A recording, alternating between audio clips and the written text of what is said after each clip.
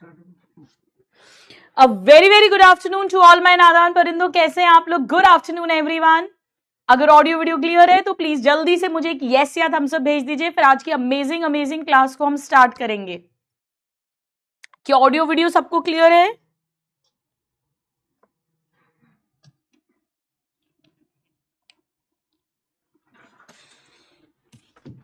Yes everyone. आज हम reproductive health की लेक्चर नंबर 3 पर आ गए हैं। लास्ट क्लास में हमने कॉन्ट्रासेप्शन को स्टार्ट किया था और हमने बैरियर मेथड्स की बात की थी, हमने नेचुरल मेथड्स की बात की थी और हमने आईयूसीडी की बात की थी और ओरल पिल्स जो है उसका मैकेनिज्म ऑफ एक्शन अंडरस्टैंड किया था। तो चलिए मेरे प्यारे प्यारे नादान परिंदों, जरा सबके चेहरे पे स्माइल, आंखों में चमक, दिल में फुल पॉजिटिविटी। आइए आशीर्वाद लेते हैं। बिना आशीर्वाद के कोई क्लास शुरू होती नहीं है। उस स्टेथोस्कोप के नाम, अपने ड्रीम मेडिकल कॉलेज के नाम, अपनी बायोलॉजी माता का बोलो बायोलॉजी मैया की जय हो। मैं बिल्कुल अच्छी हूँ शेख, आप कैसे हैं बेटा? Good afternoon. Yes Shrey, Nisha, hello hello Mahesh, hello hello everyone. Shweta, मैं बिल्कुल अच्छी हूं। चलिए, तो आज हम कॉन्ट्रासेप्शन को ही पहले आगे बढ़ाएंगे। मैंने यहां क्या किया है, एक मिनट प्लीज देखिएगा आप लोग। मैं अभी सीरियल ऑर्डर में सब लगा दूंगी आपके लिए, डोंट वरी। ये मैंने आपके लिए इम्यूनिटी बूस्टर बना दिया है। ये इम्यूनिटी बूस्टर जो है बेटा, आओ एक बार इसके थ्रू हम थोड़ा सा रिवीजन कर लेते हैं। यहां पर एक आइडियल कॉन्ट्रासेप्टिव कैसा होना चाहिए वो मैंने लिखा है, AEIOURC। ए मतलब इजीली अवेलेबल, ई मतलब इफेक्टिव, आई मतलब no interference with sexual activity, O मतलब zero nil side effects, U मतलब यूजर फ्रेंडली, आर मतलब रिवर्सिबल और सी मतलब चीप। फिर हमने बात की थी कि इसमें नेचुरल मेथड्स आएंगे और टेम्पररी एंड परमानेंट, ये वाले मेथड्स आएंगे। आर्टिफिशियल, तो नेचुरल के अंदर हमने 3 मेथड्स पढ़े थे। नेचुरल में साइड इफेक्ट्स ना के बराबर हैं पर फेलियर रेट काफी हाई होती है। पहला मेथड होता है पीरियोडिक एब्स्टिनेंस, जहां पे ओव्यूलेशन का जो टाइम है उसके 3-4 डेज प्लस माइनस, यानी 10th से 17th day which is the fertile period, unsafe period, ovulation expected है, वहां पर अवॉइड करवाते हैं कॉइटस को। सेकेंड मेथड है विड्रॉल या कॉइटस को बीच में इंटरप्ट करना, यानी withdrawal of penis from vagina just before ejaculation, ताकि इंसेमिनेशन ही ना हो। और थर्ड मेथड है लैक्टेशनल एमेनोरिया। इसमें प्रोलैक्टिन्स जो होते हैं वो गोनाडोट्रोपिन्स को सप्रेस करेंगे, तो फॉलिकल डेवलप नहीं होगा, ओव्यूलेशन नहीं होगा, मेंस्ट्रुएशन भी नहीं होगा। पर ये तभी पॉसिबल है जब इंटेंस लैक्टेशन हो, और वो भी maximum up to 6 months after delivery, यानी कंप्लीट फुल्ली ब्रेस्ट फीडिंग होनी चाहिए फॉर 6 months। ये थे 3 नेचुरल मेथड्स। आर्टिफिशियल मेथड के अंदर हमने पहले टेम्पररी की बात की थी। टेम्पररी के अंदर हमने बैरियर और आईयूडी को कंप्लीट कर लिया था और ओसीपी का मैकेनिज्म ऑफ एक्शन पढ़ा था। तो ये रहा आपका सेकेंड इम्यूनिटी बूस्टर। बैरियर में हमने पढ़ा था फिजिकल और केमिकल, 2 तरह के बैरियर्स होते हैं। बैरियर में हम हीरो हीरोइन ओवा स्पर्म को फिजिकली मिलने नहीं देंगे। इसमें सबसे पहले कॉन्डोम्स आते हैं। मेल कॉन्डोम निरोध नाम से गवर्नमेंट फ्री में भी देती है, और फीमेल कॉन्डोम्स। कॉन्डोम्स प्रोटेक्ट करते हैं अगेंस्ट एसटीडीज, डिस्पोजेबल है यानी सिंगल टाइम यूज है, थिन रबर या लैटेक्स का बना है, पेनिस को कवर करेगा मेल्स में और सर्विक्स वजाइना को फीमेल में। बट फीमेल्स के लिए डायफ्राम, सर्वाइकल कैप्स और वॉल्ट्स भी आते हैं। ये रीयूजेबल है, ये सर्विक्स की ओपनिंग को क्लोज करेंगे ताकि स्पर्म्स फीमेल ट्रैक्ट में ना जाएं। ये भी रबर के बने हैं और ये कोई प्रोटेक्शन नहीं देंगे अगेंस्ट एसटीडी। ये फिजिकल है। केमिकल में क्रीम, जेलीज एंड फोम्स आते हैं जो स्पर्म की किलिंग करते हैं, यानी स्पर्मिसाइडल हैं, और उन्हें यूज करते हैं अबव मेथड्स के साथ टू इंप्रूव द एफिशिएंसी। आइए मैं आपको एक बार इनका फोटो दिखाती हूं कि ये कैसे दिखते हैं। Let me show you. ये देखिएगा बेटा, इस तरह से कुछ वॉल्ट्स दिखते हैं, आप देख सकते हैं। ये टोपी जैसी है जो सर्विक्स को कवर कर देगी ताकि स्पर्म्स जो है सर्विक्स क्रॉस ना कर पाए। इस तरीके के सर्वाइकल कैप्स आते हैं और ऐसे रबर के डायफ्राम्स आते हैं। ये मेल कॉन्डोम्स हैं जो पेनिस के ऊपर वेयर किया जाएगा, और जो फीमेल कॉन्डोम्स होते हैं वो आप देख सकते हैं इस तरह से, एक एंड इसका क्लोज्ड होता है, एक एंड ओपन रहता है। ओपन इसीलिए क्योंकि यहां से पेनिस इजीली इंसर्ट हो सके, पर यहां क्लोज्ड होता है ताकि सर्विक्स क्लोज हो जाए। So this is how female condom, male condom, walled cervical caps and diaphragm looks like. ये सिर्फ आपके दिमाग में एक आइडिया बनाने के लिए मैंने यहां लगा दिया है। अब उसके बाद हम आए थे IUDs। यहां पर प्राइवेसी मिलती है, सेल्फ इंसर्टेड होता है, पर यहां पे डॉक्टर या एक्सपर्ट नर्सेस की जरूरत है। यूट्रस के अंदर डिवाइस लगाएंगे। इसकी हमने 3 जनरेशंस पढ़ी थी, non medicated, copper releasing and hormone releasing. Non medicated में लिपीज लूप आता है जो यूट्रस के अंदर स्पर्म्स के फैगोसाइटोसिस को इंक्रीज करेगा, जबकि यहां पर कॉपर टी, कॉपर 7 और मल्टीलोड 375 आते हैं जिससे कॉपर आयंस रिलीज होंगे और वो स्पर्म की मोटिलिटी और फर्टिलाइजिंग कैपेसिटी को रिड्यूस कर देंगे।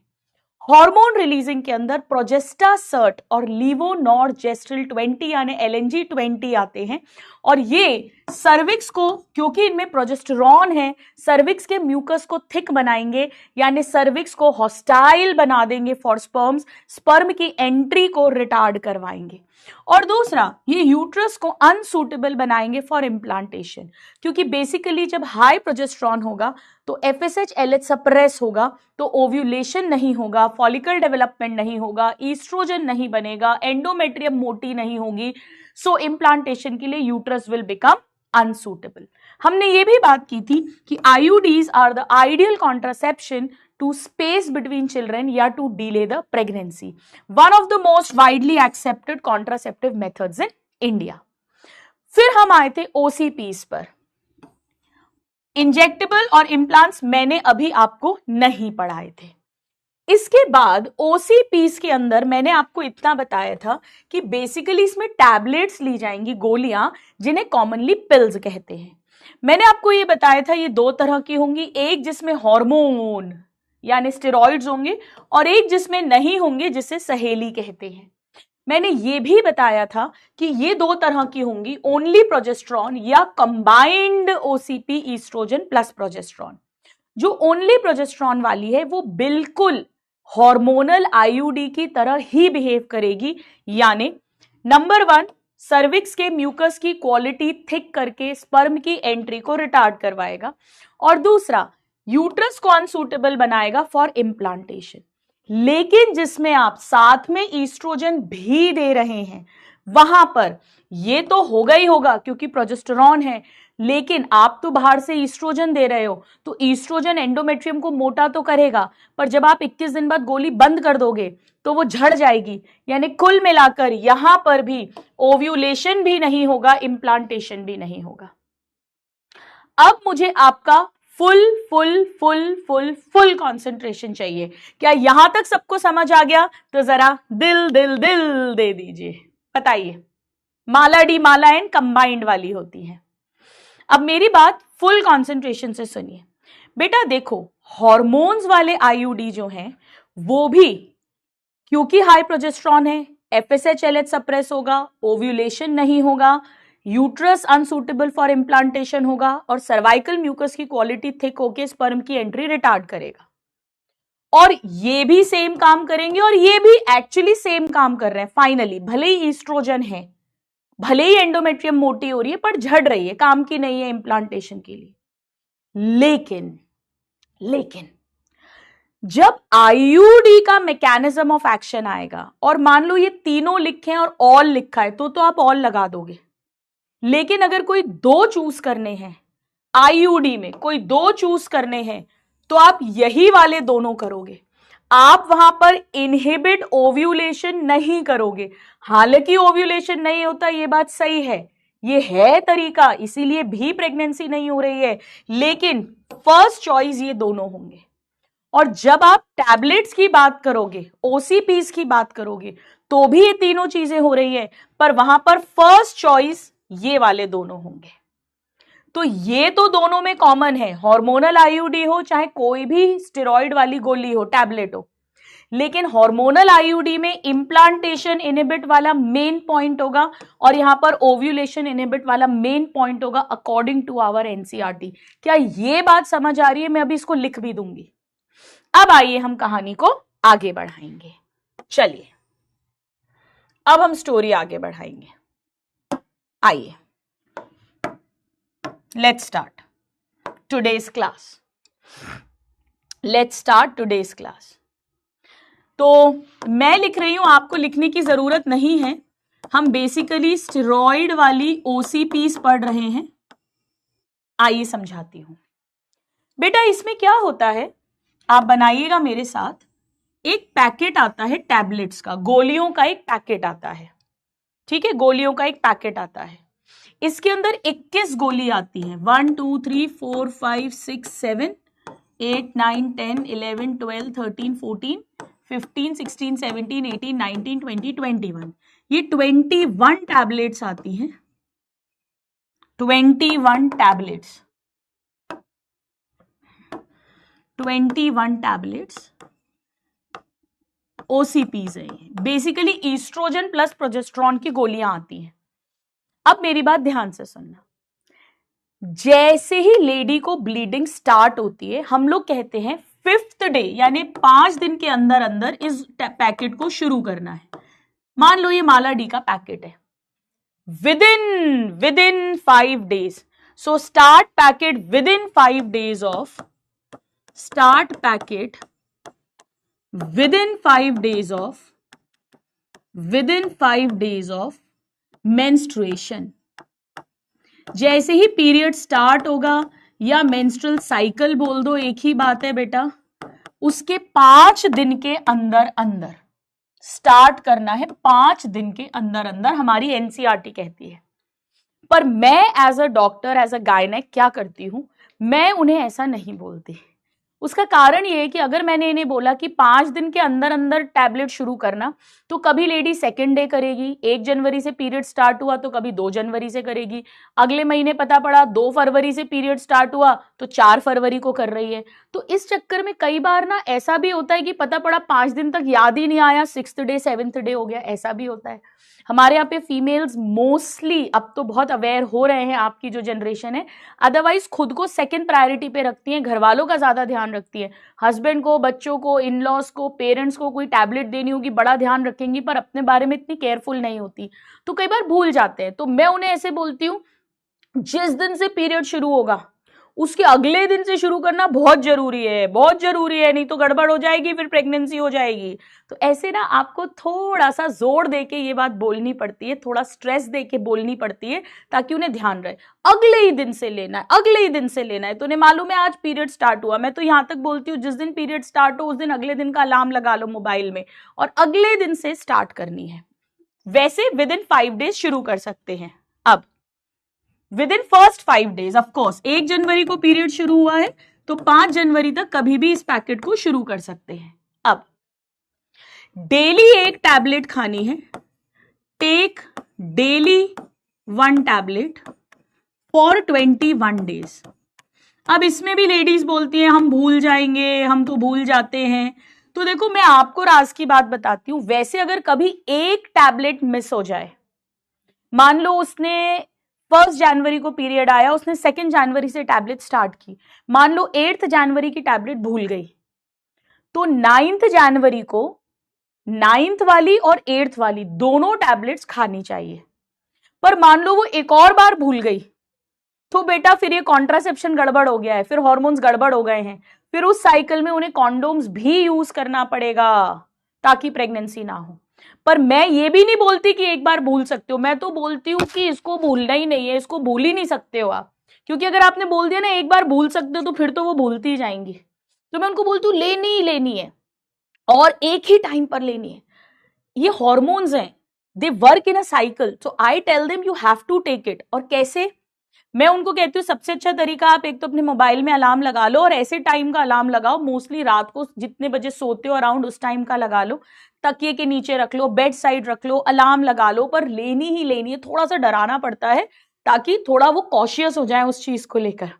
तो एज अ डॉक्टर आपको प्यार से भी बात करनी पड़ती है, थोड़ा डराना भी पड़ता है, ये सब कुछ करना पड़ता है, साम दाम दंड भेद सब करना पड़ता है उसके फायदे के लिए, क्योंकि प्रेगनेंसी हो गई और एबॉर्शन होगा तो वो ज्यादा खराब है उस लेडी के लिए। तो वो कहते हैं मैम लेकिन हम तो भूल जाएंगे, तो फिर उनकी काउंसलिंग करनी पड़ती है। कैसे?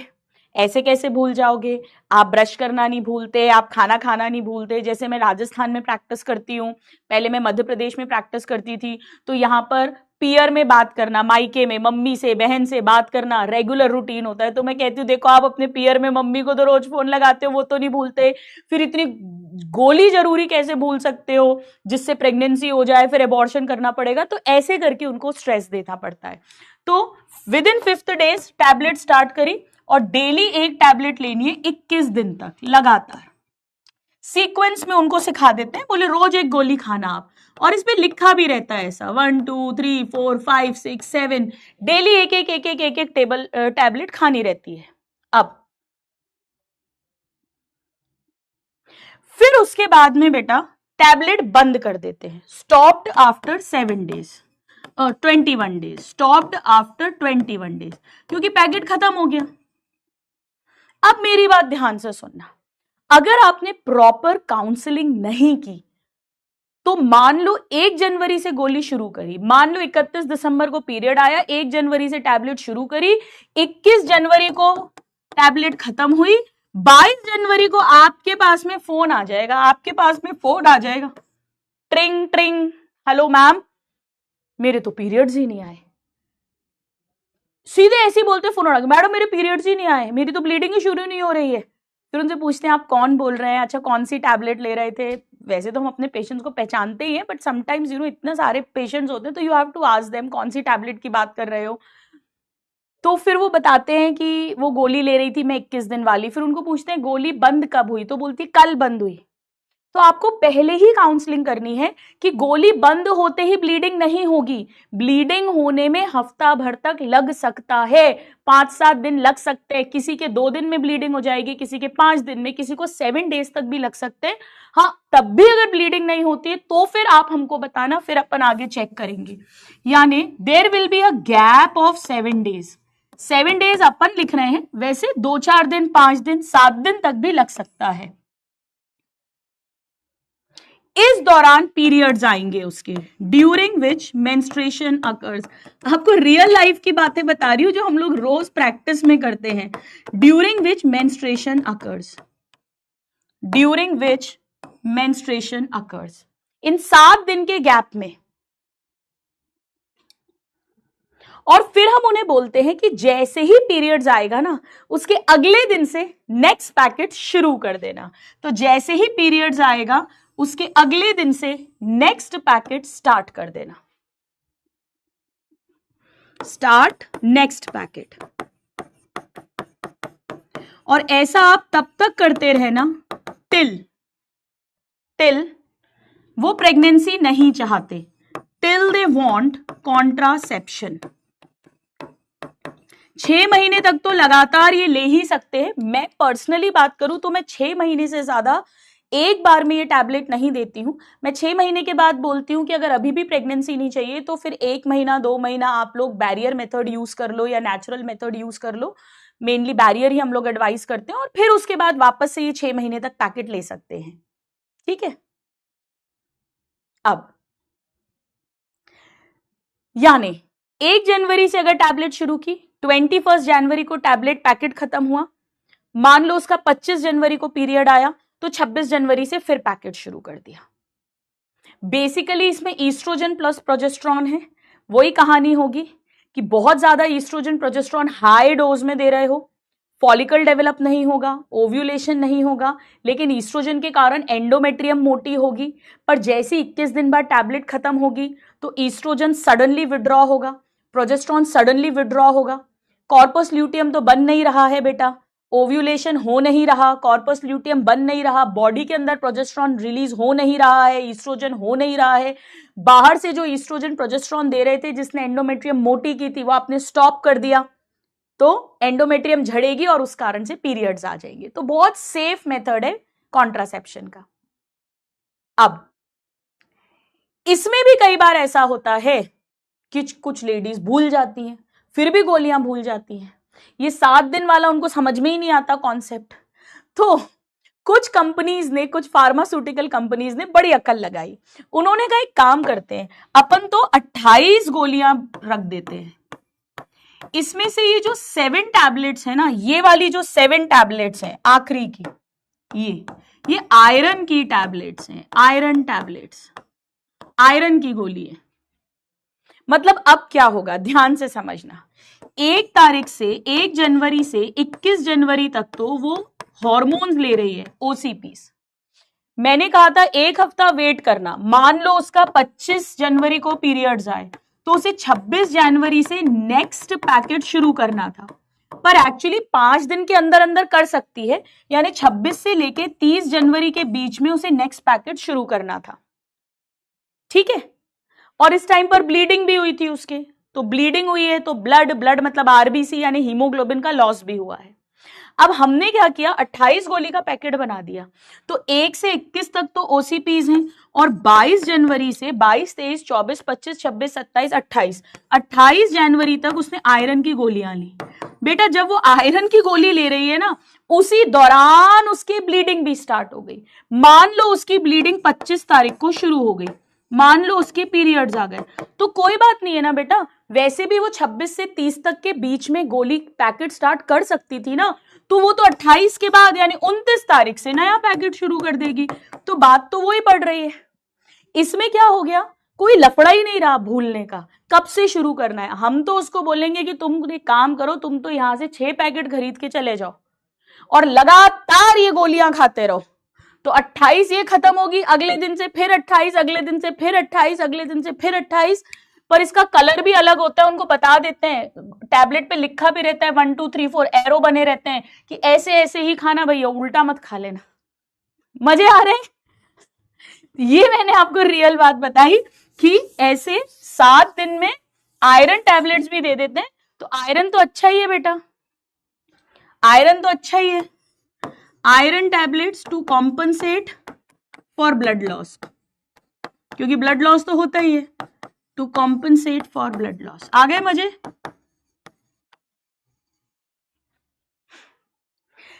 हम लोग वैसे 21 डेज वाली ही देते हैं और धमकी देते हैं कि अगले ही दिन से पीरियड जैसी शुरू, अगले दिन से शुरू कर देना नया पैकेट, नहीं तो प्रेगनेंसी हो जाएगी। वैसे एक टैबलेट अगर भूल जाए तो एक बार चांस होता है कि अगले दिन आप 2 टैबलेट एक साथ ले लें, इससे ज्यादा नहीं भूल सकते, नहीं तो बीच में फिर बैरियर मेथड यूज करना पड़ेगा, नहीं तो प्रेगनेंसी का चांस होता है। चलो आओ आपको इसका फोटो दिखा देती हूं, बाद में मैं इसको अरेंज कर दूंगी। ये देखो, ये देखो बेटा, start in the green section, ऐसे एरोज बने रहते हैं, और ये 7 जो है ये आखिरी वाली आयरन की है, और ये 21 टैबलेट्स हैं कंबाइंड ओसीपी। अब जो आप लोग चैट में 1-2 स्टूडेंट्स ने पूछा था कि इसके कोई साइड इफेक्ट्स नहीं होते क्या, उस पर जरा बात करेंगे, पर वो मैं एक साथ बात करूंगी, वो मैं एक साथ बात करूंगी। इसका क्या क्या साइड इफेक्ट्स है उस पर बाद में बात करेंगे।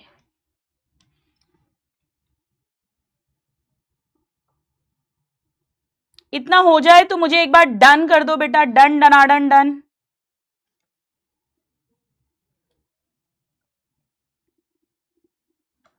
प्लीज एक बार डन लिख दीजिएगा।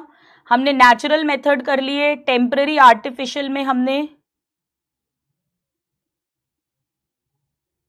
आईयूडीज कर लिया, बैरियर कर लिया, ओसीपी समझ लिया। यानी अब अगर मैं लिखूं कि what is the mode of action, mode of action of steroidal OCP, जो मैं समझा चुकी हूं और अभी मैंने रिवाइज भी करवा दिया था, तो पहला आएगा इनहिबिट ओव्यूलेशन, क्योंकि हाई प्रोजेस्टेरॉन है, एफएसएच एलएच सप्रेस होंगे, एलएच नहीं होगा तो ओव्यूलेशन भी नहीं होगा। दूसरा आएगा ऑल्टर यानी चेंज सर्वाइकल म्यूकस क्वालिटी, यानी उसको थिक बना देगा जिससे कि स्पर्म्स एंटर नहीं हो पाए, रिटार्ड स्पर्म एंट्री, ये असर्शन रीजन का भी क्वेश्चन है, आपको पहले भी बताया था। और तीसरा हो जाएगा makes uterus unsuitable for implantation, unsuitable for implantation. बेटा ये तीनों हमने हार्मोनल आईयूडी में भी लिखा था और ये तीनों हमने ओसीपीज, हार्मोनल वाली ओसीपीज में भी लिखा है, ये तीनों।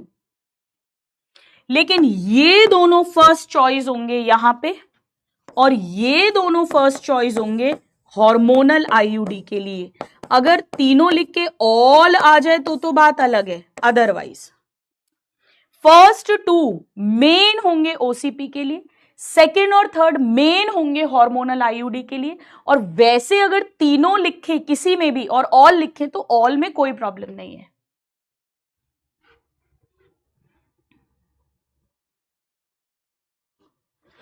अब बेटा ये हमने टैबलेट्स तक की बात कर ली, अभी मैंने नॉन हार्मोनल वाली नहीं पढ़ाई है, मैं पहले लिखवा रही हूं injectables and implants, and implants.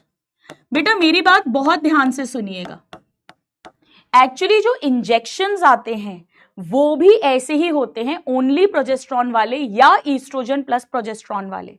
उनका काम करने का तरीका बिल्कुल वैसा है जैसे टैबलेट्स का है, बस फर्क इतना है कि इनके अंदर डोज हाई होता है। तो कुछ इंजेक्शंस ऐसे होते हैं जो हर 2 महीने में लेने पड़ते हैं और कुछ ऐसे होते हैं जो हर 3 महीने में लगवाना पड़ता है। गोली रोज खानी है बेटा, टैबलेट रोज खानी है, ये हर 2 मंथ्स में इंजेक्शन लगवाना है या हर 3 मंथ्स में इंजेक्शन लगवाना है, काम करने का तरीका सेम है। यानी इन दोनों की अगर मैं बात करूं, इंजेक्शन की और इम्प्लांट्स की, तो ये भी ओनली प्रोजेस्टेरॉन वाले भी आते हैं या कंबाइंड ईस्ट्रोजन प्लस प्रोजेस्टेरॉन वाले भी आते हैं। और इनका काम करने का जो तरीका है, मोड ऑफ एक्शन, वो सेम एज हार्मोनल या स्टेरॉइडल ओसीपीज है, जो अभी अभी आपको सारा सिखाया था मैंने। ओव्यूलेशन इनहिबिट करेंगे, सर्विक्स की क्वालिटी जो है म्यूकस की उसको थिक बना देंगे, सब कुछ सेम है। इम्प्लांटेशन को रोकेंगे, पर लॉन्गर इफेक्टिव पीरियड है, longer effective period. Tablet daily एक लेनी पड़ेगी, इंजेक्शन हर 2 या 3 महीने में ही लगाना पड़ेगा, लंबे टाइम तक काम करता है। इम्प्लांट क्या होता है बेटा? इंजेक्शन तो फिर भी हर 2 महीने या 3 महीने में लगाना पड़ता है, डीएमपीए, नॉरहेथिस्ट्रॉन, इनके इंजेक्शंस आते हैं। इम्प्लांट जो है वो स्किन के अंदर 5 सिलिकॉन के ट्यूब्स होते हैं, उसमें यही हॉर्मोन्स देकर अंदर इंसर्ट कर देते हैं स्किन के अंदर, और धीरे धीरे ये हॉर्मोन्स निकलेंगे और 5 साल तक कॉन्ट्रासेप्शन देते हैं। ये उसके बीच में प्रेगनेंसी चाहिए तो बीच में निकलवा लो, काम करने का तरीका बिल्कुल एग्जैक्टली सेम होता है। So it is a device inserted, it is a device, आपके जगह नहीं हो तो नीचे इम्प्लांट करके लिख लो, it is a device inserted under skin, skin के अंदर बेटा, यानी सब डर्मल, सब डर्मल। डर्मा वर्ड स्किन के लिए यूज करते हैं ना, एपिडर्मिस, डर्मिस वर्ड स्किन के लिए यूज करते हैं। इसमें 6, मैं गलती से 5 बोल गई थी क्या अभी, 6 सिलिकॉन के ट्यूब्स होते हैं। सिलिकॉन, इसे कुछ और लिख देंगे रॉन्ग हो जाएगा, ऐसे ट्यूब्स होते हैं बेटा, 6 सिलिकॉन ट्यूब्स होते हैं, इनके अंदर वही हॉर्मोन्स ही भरे हुए हैं। और इफेक्टिव पीरियड इनका 5 साल का होता है, 5 इयर्स का। एक बार लगवा लो 5 साल तक कॉन्ट्रासेप्शन देगा, वही काम करने का तरीका है, 5 इयर्स। तो टैबलेट डेली लेनी है, इंजेक्शन 2 मंथ्स 3 मंथ्स में लेना है, और ये 5 इयर्स। इसका एग्जाम्पल है बेटा नॉरप्लांट, नाम से आता है ये, नॉरप्लांट, नॉरप्लांट, ये नाम से मार्केट में मिलता है नॉरप्लांट। इंजेक्शंस बेटा डीएमपीए, नॉरहेथिस्ट्रॉन, ऐसे अलग अलग नाम से आते हैं, आपसे नहीं पूछेंगे। नहीं पेनफुल नहीं है बेटा, हल्का सा एनेस्थीसिया देके दे देते हैं लोकल। चल तो ये हमने पांचों पढ़े, barrier, IUDs, OCPs, injections, implants, सब टेम्पररी हैं, आर्टिफिशियल हैं। अब हम नॉन स्टेरॉइडल वाली सहेली की थोड़ी सी बातें करेंगे। तो नेक्स्ट हेडिंग डालिए सहेली। सहेली आउट ऑफ एनसीईआरटी इसके कुछ पॉइंट्स हैं जो पूछे गए हैं। अब बेटा सहेली के अंदर कोई हार्मोन नहीं है, यानी कोई स्टेरॉइड नहीं है, तो ये नॉन हार्मोनल, नॉन स्टेरॉइडल, लेकिन मुंह से लेते हैं, टैबलेट है, कॉन्ट्रासेप्शन करेगा यानी ओसीपी है, गोली है, गर्भ निरोधक गोली यानी कॉन्ट्रासेप्टिव पिल, मुंह से लेंगे तो ओरल कॉन्ट्रासेप्टिव पिल, पर हार्मोन नहीं है और स्टेरॉइड्स भी नहीं है। फीमेल्स के लिए है ये बेटा, फीमेल्स, मेल के लिए नहीं है ये टैबलेट, फीमेल के लिए। मेल के लिए अभी तक हमने केवल कॉन्डोम्स पढ़े हैं, बाकी फीमेल्स के लिए condom, cervical caps, diaphragm, vault, सारे आईयूडीज यूट्रस में डालेंगे यानी फीमेल, गोलियां जितनी भी खा रही हैं वो सारी फीमेल्स, इंजेक्शन फीमेल को लगेगा, इम्प्लांट फीमेल, ये सब फीमेल है। Now developed by central drug research institute, इसका फुल फॉर्म पूछते हैं बेटा, सेंट्रल ड्रग रिसर्च इंस्टीट्यूट, जिसे शॉर्ट में CDRI लिखते हैं, जो लखनऊ उत्तर प्रदेश की कैपिटल में स्थित है। सहेली पूरी दुनिया में यूज होती है बेटा, बहुत प्राउड वाली बात है, इंडिया ने डेवलप करी है। अब इसका एक बेनिफिट ये है बेटा, बहुत अच्छा कॉन्ट्रासेप्शन देती है, हाई एफिशिएंसी है, साइड इफेक्ट्स ना के बराबर हैं, और हफ्ते में एक ही बार लेनी है, वंस अ वीक पिल, हफ्ते में एक ही बार लेनी है, वंस अ वीक पिल। तो जो नॉर्मल हार्मोन वाली पिल्स थी बेटा, वो लेडी को डेली लेनी पड़ती थी, ये हफ्ते में एक बार लेनी पड़ती है, तो इजी है, थोड़ा कन्वीनियंस है। नाउ इफेक्टिव बढ़िया है बेटा, यानी बढ़िया कॉन्ट्रासेप्शन देगी, हाईली इफेक्टिव। साइड इफेक्ट्स बहुत कम है, very few side effects, very few side effects, और हम ये चाहते भी हैं। हॉर्मोन्स वाली में भी साइड इफेक्ट्स कम होते हैं, सहेली में तो और कम होते हैं, और इफेक्टिव वो भी होती है, ये भी होती है, दोनों होती है। वो ये हफ्ते में एक बार लेनी है, वंस अ वीक, वो डेली लेनी है 21 डेज तक। अब जो पॉइंट मैं बता रही हूं, this is out of NCERT, और इस पर PYQ आया हुआ है, प्लीज एक बार नोट करें।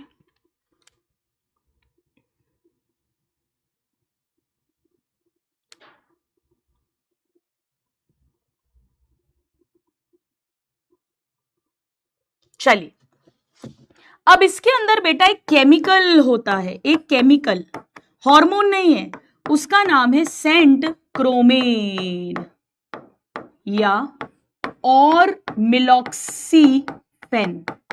मैं देखो इसे कैसे याद कराती हूं, ध्यान से सुनना बेटा, आप चाहो तो अपने वर्ड्स में लिख लेना। एक कोई फैन है, किसी का फैन, किसी का फैन, तो वो कहते हैं और मिला करो यार, और मिलो फैन, और मिलो, और मिलो, आया करो तो मिला करो, अच्छा लगता है, और मिलो, तो और मिलॉक्सीफेन, या इसे सेंट क्रोमेन कहते हैं, सेंट क्रोमेन। अब मेरी बात फुल कंसंट्रेशन से सुनना, आपको मजे आ जाएंगे।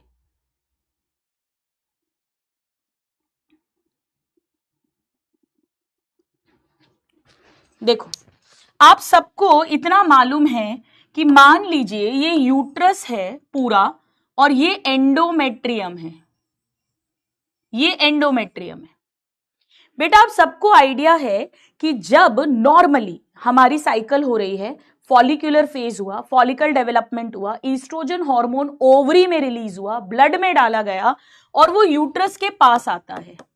तो ईस्ट्रोजन हार्मोन आया कहां से? ओवरी से।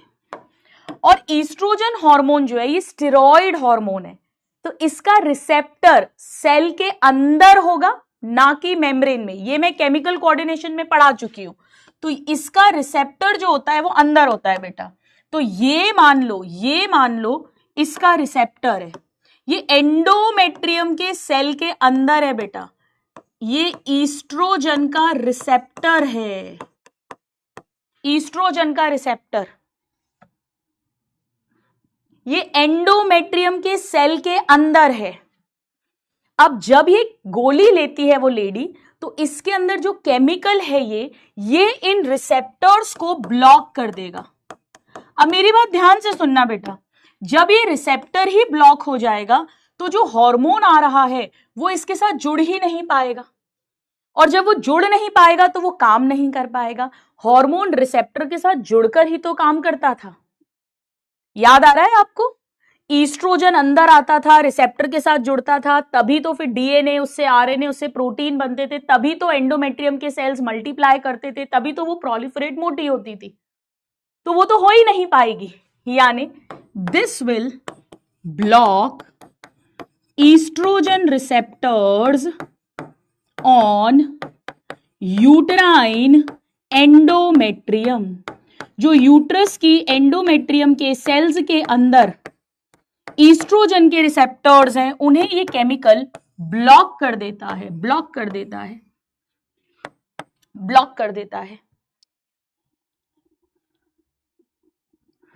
तो एंडोमेट्रियम प्रोलिफरेट ही नहीं कर पाएगी, मोटी नहीं हो पाएगी, उसके सेल्स मल्टीप्लाई नहीं कर पाएंगे। No proliferation of endometrium. बेटा ओवरी के अंदर तो फॉलिकल डेवलप हो रहा है, FSH LH नॉर्मल है, फॉलिकल डेवलप हो रहा है, ईस्ट्रोजन रिलीज हो रहा है, LH रिलीज होगा, LH सर्ज होगा, ओव्यूलेशन भी होगा, कॉर्पस ल्यूटियम भी फॉर्म होगा, उससे भी ईस्ट्रोजन प्रोजेस्टेरॉन रिलीज होगा। पर जहां ईस्ट्रोजन काम करता है उस रिसेप्टर को ब्लॉक कर दिया तो एंडोमेट्रियम थिक नहीं होगी। और मैंने आपको बताया था कि ओनली प्रोलिफरेटेड एंडोमेट्रियम को ही प्रोजेस्टेरॉन सिक्रीटरी बनाता है, तो सिक्रीटरी भी नहीं बनेगी, घर ही तैयार नहीं हुआ। यानी यहां पर ओव्यूलेशन हुआ, उसमें कोई प्रॉब्लम नहीं है।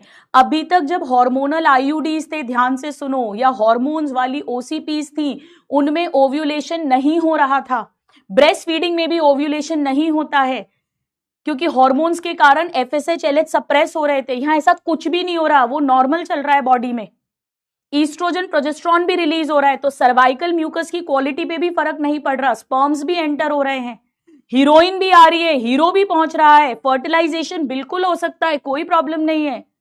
लेकिन इम्प्लांटेशन नहीं होगा, इम्प्लांटेशन नहीं होगा। तो इसका मेन काम करने का तरीका है by inhibiting implantation। ये नीट में प्रीवियस ईयर क्वेश्चन आया हुआ है बेटा, ये वाला, कि सहेली कैसे काम करती है। सहेली ऐसे काम करती है, ऐसे।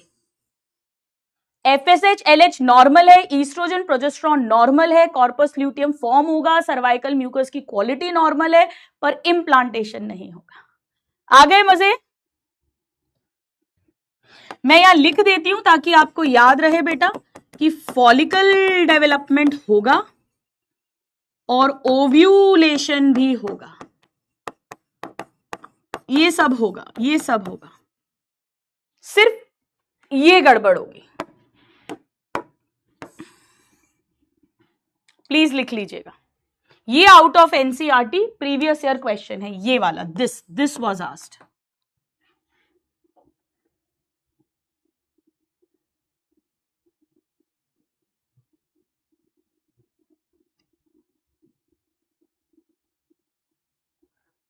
यहां पे आके बेटा हमारा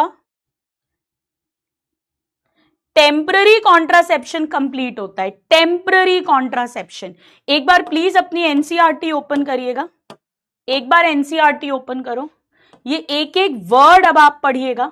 ये देखो बेटा 1 2 3 4 5 6, ये इम्प्लांट है, इस तरह की 6 सिलिकॉन की ट्यूब्स, राइट।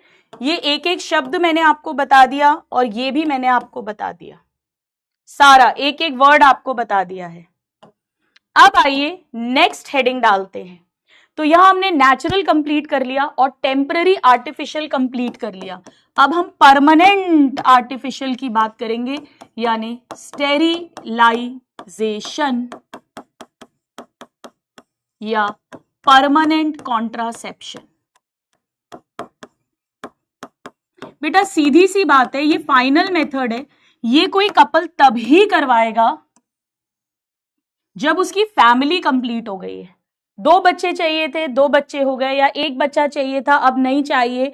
अब वो नहीं चाहते कि हम हर बार बैरियर यूज करें, या हम हर रोज टैबलेट खाएं, या हर हफ्ते सहेली खाएं, या हम कोई यूट्रस में डिवाइस लगवाएं। वो तो ये चाहते हैं या कोई इंजेक्शन लगवाएं, इम्प्लांट लगवाएं, वो कहते हैं अब हमको बच्चा करना ही नहीं है। तो परमानेंट कॉन्ट्रासेप्शन फाइनली होगा, ये सर्जिकल मेथड होगा, सर्जरी। अभी सिखाती हूं आपको सर्जिकल।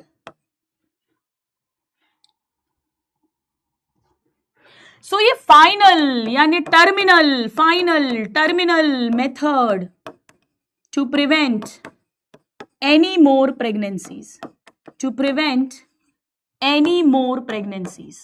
अब और प्रेगनेंसी चाहिए ही नहीं, कपल ने डिसाइड कर लिया है। Final, terminal, final.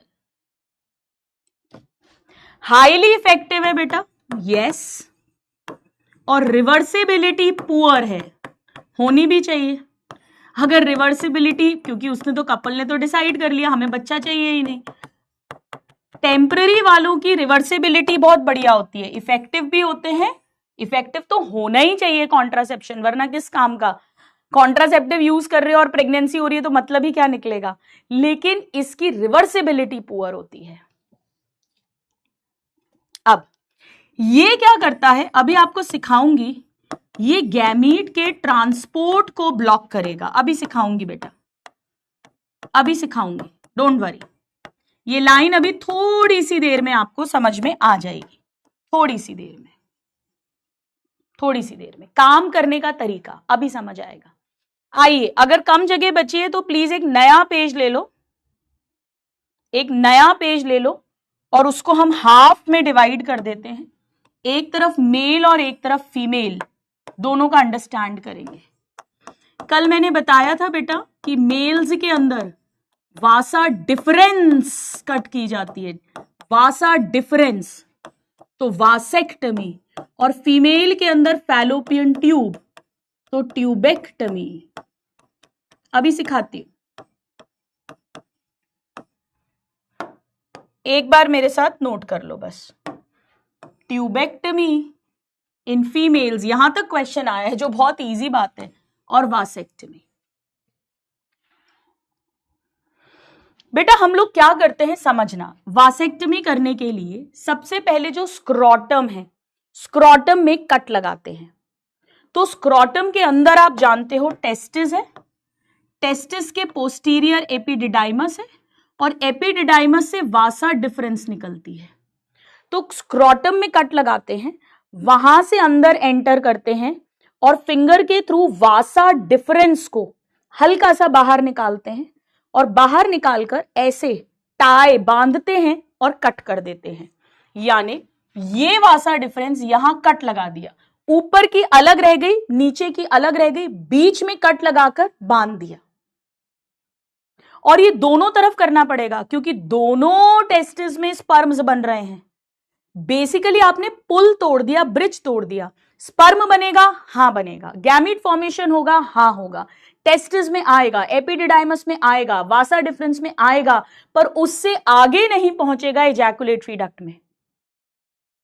Semen release होगा, उसमें सेमिनल वेसाइकल, प्रोस्टेट और काउपर का सेमिनल प्लाज्मा होगा, लिक्विड पार्ट होगा, पर स्पर्म्स नहीं होंगे। सीमन रिलीज होगा पर स्पर्म नहीं होंगे। तो हीरो बनेगा लेकिन पहुंचेगा ही नहीं हीरोइन के घर, तो शादी का सवाल ही नहीं उठता है। So this is a surgical method in males. Surgery करनी पड़ेगी बेटा, it's a surgery, it's a surgical method, क्योंकि आप एक कट लगा रहे हो, इंसिजन दे रहे हो मेल्स के अंदर। मेल्स के अंदर सर्जिकल मेथड, ऐसे नॉन सर्जिकल लिख देंगे रॉन्ग हो जाएगा बेटा। छोटा सा इंसिजन देते हैं, इसे बड़ा लिख देंगे तो रॉन्ग हो जाएगा। छोटा सा इंसिजन देते हैं ऑन स्क्रोटम, ऑन स्क्रोटम। सबसे पहले छोटा सा कट लगाते हैं ऑन स्क्रोटम, और छोटा सा part, small part of vasa difference. बेटा इफरेंशिया नहीं, इफरेंशिया तो यहां थी जो टेस्टिस से एपिडिडाइमस में स्पर्म्स को लेकर जा रही थी। वासा डिफरेंस का छोटा सा पार्ट, कट भी छोटा सा लगाया है बेटा, इसे लार्ज कट लिख देंगे, रॉन्ग हो जाएगा। छोटा सा पार्ट जो है, small part of vasa deferens tied and cut, यानी उसे रिमूव कर दिया बेटा। और ऑफ कोर्स ये आपको दोनों तरफ करना पड़ेगा, बोथ साइड्स, बोथ टेस्टिस में, बोथ वासा डिफरेंस में ऐसा करना पड़ेगा, वरना एक साइड से तो चला ही जाएगा स्पर्म, एक भी स्पर्म गया तो प्रेगनेंसी का चांस है। एक एक शब्द देखो, मतलब जैसे ये मैंने वासा डिफरेंस निकाली, ये वासा डिफरेंस है, ठीक है। ऐसा क्या करते हैं हम लोग, ऐसा लूप बना लेते हैं उसका, यहाँ पे धागा से इसको बांध देते हैं और बांध के ऐसे कट कर देते हैं, तो ये हिस्सा अलग हो गया, ये हिस्सा अलग हो गया, bilaterally. So it is tied and cut, यानी रिमूव्ड। यानी यहां पर सीमन तो निकलेगा, रिलीज होगा, but without sperm, semen will be without sperms. Students, आपको पता है मैं एक इनफर्टिलिटी सुपर स्पेशलिस्ट हूं। जब भी हमारे पास में कोई ऐसी हस्बैंड कपल आता है जहां हस्बैंड के सीमन में 0 स्पर्म्स हैं, एजोस्पर्मिया, तो हम सबसे पहले ये पता करते हैं कि क्या उसकी वासा डिफरेंस में ब्लॉक है। सर्जरी तो नहीं कराई होगी, वो तो अभी बच्चा चाह रहे हैं, क्या उसमें जन्मजात पहले से ब्लॉक है इसीलिए सीमन में स्पर्म्स नहीं आ रहे, या उसके स्पर्म्स बनते ही नहीं है टेस्टिस में, ये मैं आगे सिखाऊंगी आपको। तो सीमन तो है पर उसमें स्पर्म नहीं है। क्या स्पर्म बनेंगे? हाँ बिल्कुल बनेंगे, बनने में कोई प्रॉब्लम नहीं है, वो तो टेस्टिस के अंदर होता है, वो तो टेस्टिस के अंदर होता है। क्या एपिडिडाइमस में स्पर्म्स मिलेंगे? हाँ बिल्कुल मिलेंगे, लेकिन क्योंकि वो आगे नहीं जा पा रहे हैं, वासा डिफरेंस ब्लॉक कर दी, थोड़े दिन में मर जाएंगे, जितनी जिंदगी है उसके बाद मर जाएंगे। अच्छा ये बताओ, ऐसे मेल के जो हार्मोनल फंक्शंस हैं, जैसे सेक्स डिजायर है या सेकेंडरी सेक्स कैरेक्टर्स हैं, वो नॉर्मल होंगे कि एबनॉर्मल होंगे? सोचो सोचो सोचो सोचो सोचो बेटा। एंड्रोजन्स जो हैं वो टेस्टिस के अंदर बनते हैं, लीडिक सेल्स बनाते हैं, याद है, इंटरस्टिशियल स्पेस में। तो टेस्टिस में तो थोड़ी ना हम कुछ कर रहे हैं, तो एंड्रोजन्स हार्मोन्स बढ़िया बनेंगे, ब्लड में डाले जाएंगे, सारे काम करेंगे, ये सब कुछ नॉर्मल है। Sex Dzire, secondary sexual characters, दाढ़ी मूछें, ये सब कुछ नॉर्मल होगा, केवल सीमन में स्पर्म्स नहीं है। यानी बेसिकली स्पर्म का ट्रांसपोर्ट ब्लॉक कर दिया। यही तो मैंने अभी लिखा था कि गैमीट का ट्रांसपोर्ट ब्लॉक करेंगे, और मेल्स के अंदर गैमीट क्या है? स्पर्म है, वो ब्लॉक कर दिया।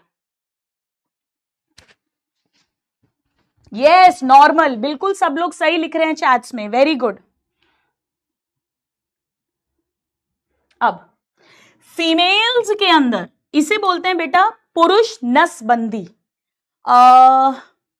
1970s की आई थिंक बात है, एग्जैक्टली तो मुझे याद नहीं है, बट ये मैंने पढ़ा था कि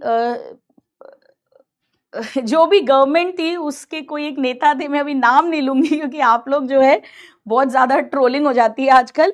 तो ऐसा था कि उन्होंने काफी मतलब पॉपुलेशन कंट्रोल करने के लिए काफी सारे मेल्स की पकड़ कर जबरदस्ती, जिनके 2-2 बच्चे थे उनकी जबरदस्ती भी वासेक्टमी करवाई जा रही थी उस समय पर, ऐसा एक समय आया था।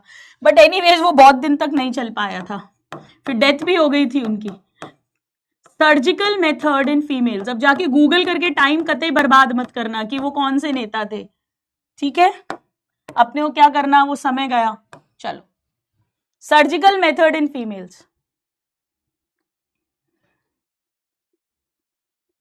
बेटा फीमेल्स में हम लोग क्या करते हैं, जैसे फॉर एग्जाम्पल ये यूट्रस है, ये फैलोपियन ट्यूब है, तो फैलोपियन ट्यूब को ऐसे ही पकड़ते हैं और यहां पर बांध के कट कर देते हैं, मतलब यूं उठाया, यहां बांधा और कट कर दिया, तो अगेन ये पार्ट अलग हो गया, ये पार्ट अलग हो गया, तो स्पर्म और ओवा मिल ही नहीं पाते हैं, ठीक है। तो हमने ओवा के ट्रांसपोर्ट को ब्लॉक कर दिया। सेकेंडरी oocyte जो है वो केवल एम्पुलरी इस्थमिक जंक्शन के पहले ही रह गया और स्पर्म पहुंच ही नहीं पाएगा वहां तक। यहां पे भी एक छोटा सा कट देते हैं, स्मॉल इंसिजन। बेटा दोनों में ही स्मॉल इंसिजन दे रहे हैं। अब मेरी बात फुल कॉन्सेंट्रेशन से सुनना। देखो मेल्स में तो इजी है क्योंकि स्क्रोटम बाहर एक्सटर्नल जेनिटिलिया है, उस पर कट दे देंगे। पर फीमेल्स का जो फैलोपियन ट्यूब है वो लोअर एब्डोमेन के अंदर है, यानी थाइस के बीच में जो पेल्विक रीजन है, तो वहां तक पहुंचेंगे कैसे? देखिए इसके दो तरीके होते हैं, या तो वेजाइना के थ्रू और या लोअर एब्डोमेन में इंसिजन कट देके। हम लोग जो करते हैं वो लोअर एब्डोमेन में कट देके करते हैं। मुझे इतने साल हो गए प्रैक्टिस को, वेजाइना के थ्रू हमने कभी नहीं किया, पर हमारी प्यारी एनसीईआरटी ने लिखा है कि स्मॉल इंसिजन देते हैं इन लोअर एब्डोमेन, वो तो हम लोग भी करते ही हैं। इसे बिकनी कट बोलते हैं बेटा, बिल्कुल नीचे दिया जाता है और थ्रू वेजाइना। थोड़े दिन में तो इंसिजन कट दिखता भी नहीं है। सो लोअर एब्डोमेन या थ्रू वेजाइना छोटा सा कट लगाया जाता है। और फिर वही कहानी बेटा, छोटा सा पार्ट ऑफ फैलोपियन ट्यूब, यहां वासा डिफरेंस लिखा था, उसका छोटा सा पार्ट, यहां पे फैलोपियन ट्यूब लिखा है, उसका छोटा सा पार्ट, उसे हटा देते हैं, काट देते हैं, टाई कर देते हैं, tied and cut, tied and cut. बहुत करें बेटा, बहुत करें, ट्यूबेक्टमीज तो बहुत करी है। ऑफ कोर्स ये भी दोनों साइड्स होगा, महिला नसबंदी, बोथ साइड्स। तो यहां भी स्मॉल पार्ट है फैलोपियन ट्यूब का, स्मॉल इंसिजन यहां भी है, स्मॉल इंसिजन यहां भी है। स्मॉल पार्ट को टाई करते हैं, कट करते हैं, रिमूव करते हैं, यहां भी स्मॉल पार्ट को करते हैं, या वासा डिफरेंस को करते हैं मेल्स में, या फैलोपियन ट्यूब को करते हैं फीमेल्स में, या स्क्रोटम में इंसिजन दिया जाता है, या लोअर एब्डोमेन या थ्रू वेजाइना अप्रोच होती है। नाउ oogenesis होगा क्या? होगा भाई, ओवरी में तो अपन कुछ कर ही नहीं रहे हैं, बिल्कुल होगा। FSH LH बिल्कुल नॉर्मल है, फॉलिकल डेवलपमेंट होगा, ओव्यूलेशन होगा, कॉर्पस ल्यूटियम बनेगा, ईस्ट्रोजन निकलेगा, यूट्रस की एंडोमेट्रियम प्रोलिफरेट करेगी, मेंस्ट्रुएशन होगा। बेटा सब कुछ बिल्कुल नॉर्मल है, कोई फर्क नहीं पड़ रहा है, केवल हीरो हीरोइन को मिलने नहीं दे रहे हैं, ब्लॉक करा है, बाकी सब कुछ बिल्कुल नॉर्मल है। हार्मोन फंक्शंस नॉर्मल हैं, ओव्यूलेशन प्रेजेंट है, हार्मोनल फंक्शंस यानी सेकेंडरी सेक्स कैरेक्टर्स का डेवलपमेंट होना, सेक्स डिजायर होना, वो सब कुछ बिल्कुल नॉर्मल है। Everything is normal, everything is normal. केवल ओवा के ट्रांसपोर्ट को ब्लॉक कर दिया है। एक्चुअली ओवा तो बना ही नहीं है, ओवा तो तब बनता है जब सेकेंडरी oocyte में स्पर्म एंटर करता है, पर ये एक जनरल बात लिख दी गई है, सिर्फ गैमीट के ट्रांसपोर्ट को ब्लॉक कर रहे हैं। यहां तक हो जाए तो एक बार जरा डन डनाडन डन कर दीजिए।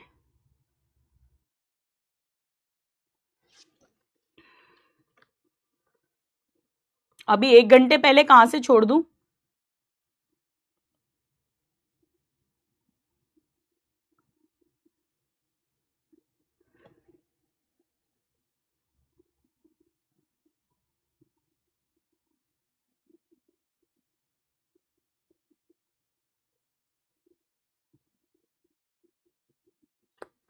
हो गया?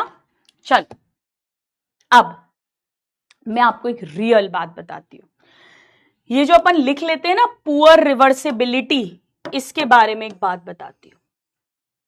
स्टूडेंट्स, हमारे पास हर 2-3 महीने में एक एवरेज अगर मैं बात करूं तो ऐसा केस आता है जहां पर एक बेटी थी, फिर एक बेटा हुआ, या एक बेटा था एक बेटी हुई, यानी 2 बच्चे हुए, और ट्यूबेक्टमी, मोस्टली ट्यूबेक्टमी ही करवाते हैं इंडिया में, तो वाइफ ने ट्यूबेक्टमी करवा ली, वाइफ की ट्यूबेक्टमी करवा दी, हस्बैंड वाइफ ने मिलके, फैमिली कंप्लीट है, एवरीबडी इज हैप्पी।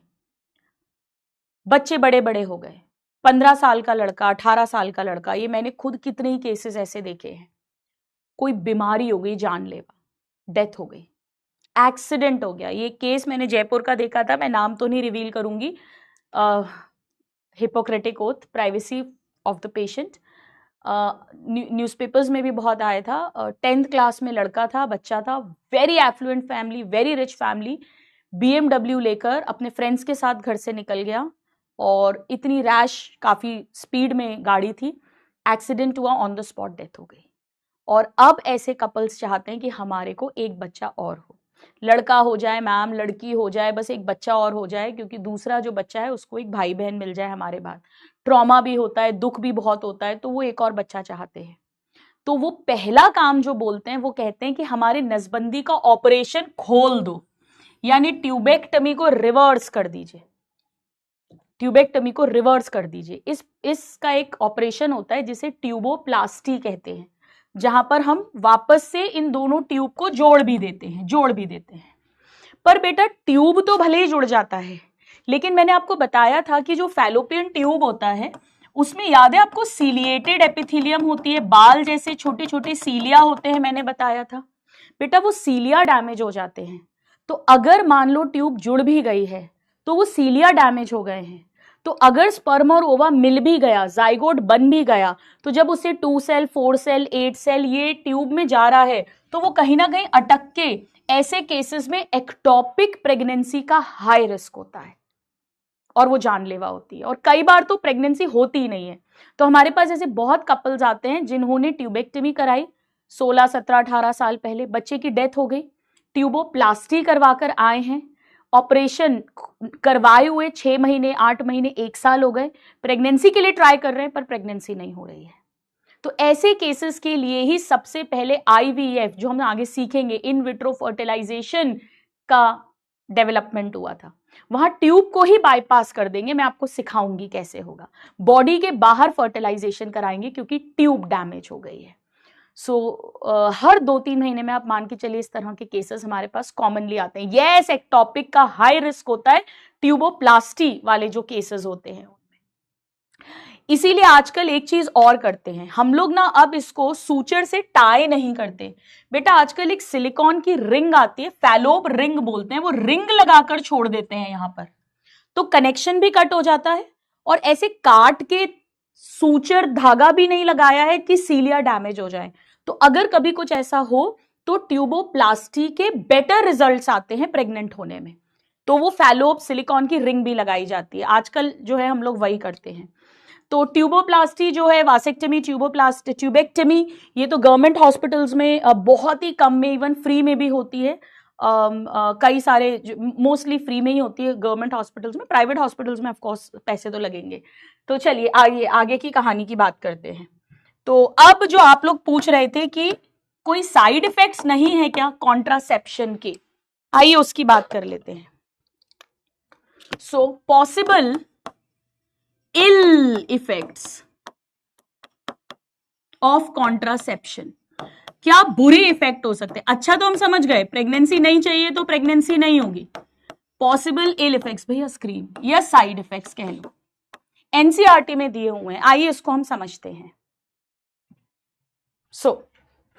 सबसे पहले बेटा, जब हॉर्मोन्स वाली स्पेशली पिल्स ली जाती हैं, ओनली प्रोजेस्ट्रॉन या ईस्ट्रोजन प्लस प्रोजेस्ट्रॉन, तो जी मिचलाना, वॉमिटिंग जैसा लगना, या एक्चुअली वॉमिटिंग होना, बेटा वॉमिटिंग जैसा लगना जिसको उपकाई आना बोलते हैं, उपके आना बोलते हैं, जी मिचलाना बोलते हैं, उसे नौशिया कहते हैं।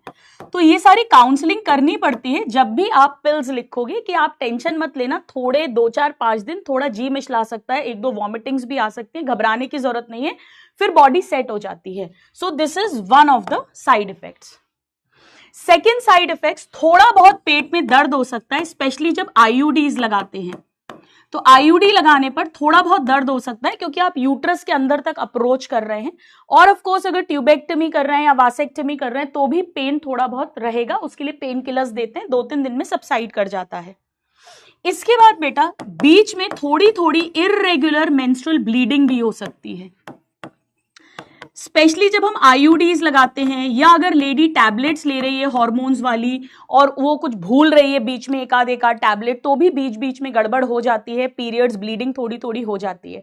इनफैक्ट अगर मैं आपको रियलिटी की प्रैक्टिकल बात बताऊं तो आईयूडीज, अगर हमने 100 फीमेल्स को आईयूडी इंसर्शन करा है तो उसमें से 1 या 2 केस में ऐसा होता है कि बीच बीच में हर 5-7-10 दिन में उसको थोड़ी थोड़ी 2-4-5 दिन तक स्पॉटिंग, हल्की हल्की ब्लीडिंग होती रहती है, तो उसकी बॉडी में आईयूडी सेट नहीं हो रहा है, तो फिर हम लोग आईयूडी निकालकर और फिर उनको ओसीपीज या बैरियर मेथड जो भी है वो एडवाइस करते हैं। Then break through bleeding, break through bleeding, break through bleeding मतलब ब्लीडिंग बिटवीन मेंस्ट्रुअल साइकिल। अभी टाइम है नहीं, 1 तारीख को पीरियड आया था, 28 को आना चाहिए, पर 10 तारीख को 15 तारीख को बीच बीच में थोड़ी थोड़ी ब्लीडिंग होने लगी। ये तो पीरियड्स ही इरेगुलर हो गए हैं, इसका मतलब पीरियड्स ही इरेगुलर हो गए, जल्दी जल्दी आ रहे हैं या लेट लेट आ रहे हैं। ये स्पेसिफिकली तब होता है बेटा जब टैबलेट्स ले रहे हैं हॉर्मोन्स वाली और ढंग से नहीं ले रहे हैं, तो ये चीजें होती हैं। नाउ 5th बेटा कैंसर। अब आप कहोगे गुरु माँ अगर ब्रेस्ट कैंसर हो रहा है तो कॉन्ट्रासेप्शन फिर क्यों ले रहे हैं? मेरी बात ध्यान से सुनिएगा, एक्चुअली ध्यान से सुनना, वो जो ईस्ट्रोजन होता है ना, कुछ लोगों में, कुछ विमेन की फैमिली टेंडेंसी होती है जब हाई ईस्ट्रोजन हो उससे कैंसर होने की। आपको एक जबरदस्त बात बताती हूं, ऐसा नहीं है कि कोई भी कपल आपके पास कॉन्ट्रासेप्टिव एडवाइस के लिए आया और आप उसको उठाकर कोई भी मेथड सजेस्ट कर दो जो आपका मन कर रहा है। मैं आपको एक रियल केस बताती हूं, मेरा प्रैक्टिकल केस। मेरे पास एक लेडी आई थी ब्रेस्ट कैंसर डायग्नोज होके, और जब हिस्ट्री ली, इसीलिए मेडिकल में history taking is a very very important part. आप लोग जब एमबीबीएस में जाएंगे और शुरू के फर्स्ट प्रॉफ में तो आपको सिर्फ हिस्ट्री देना सिखाएंगे, प्रैक्टिस करवाएंगे, आपको बस वार्ड्स में पेशेंट की जाके हिस्ट्री लिखनी होगी। कई बार ऐसा भी लगता है क्या है यार, हमको कुछ दवाई ववाई लिखने दो, हमको उससे कुछ सर्जरी में जाने दो, हमको क्या हिस्ट्री टेकिंग सिखाते रहते हैं। और फिर हिस्ट्री रीड करनी पड़ती है प्रोफेसर्स लेक्चरर्स के सामने, फिर वो उसमें पूछते हैं ये नहीं पूछा वो नहीं पूछा, but that is a very important part. वो जो डायग्नोसिस आप बनाते हो उसमें हिस्ट्री टेकिंग का बहुत इंपॉर्टेंट रोल है।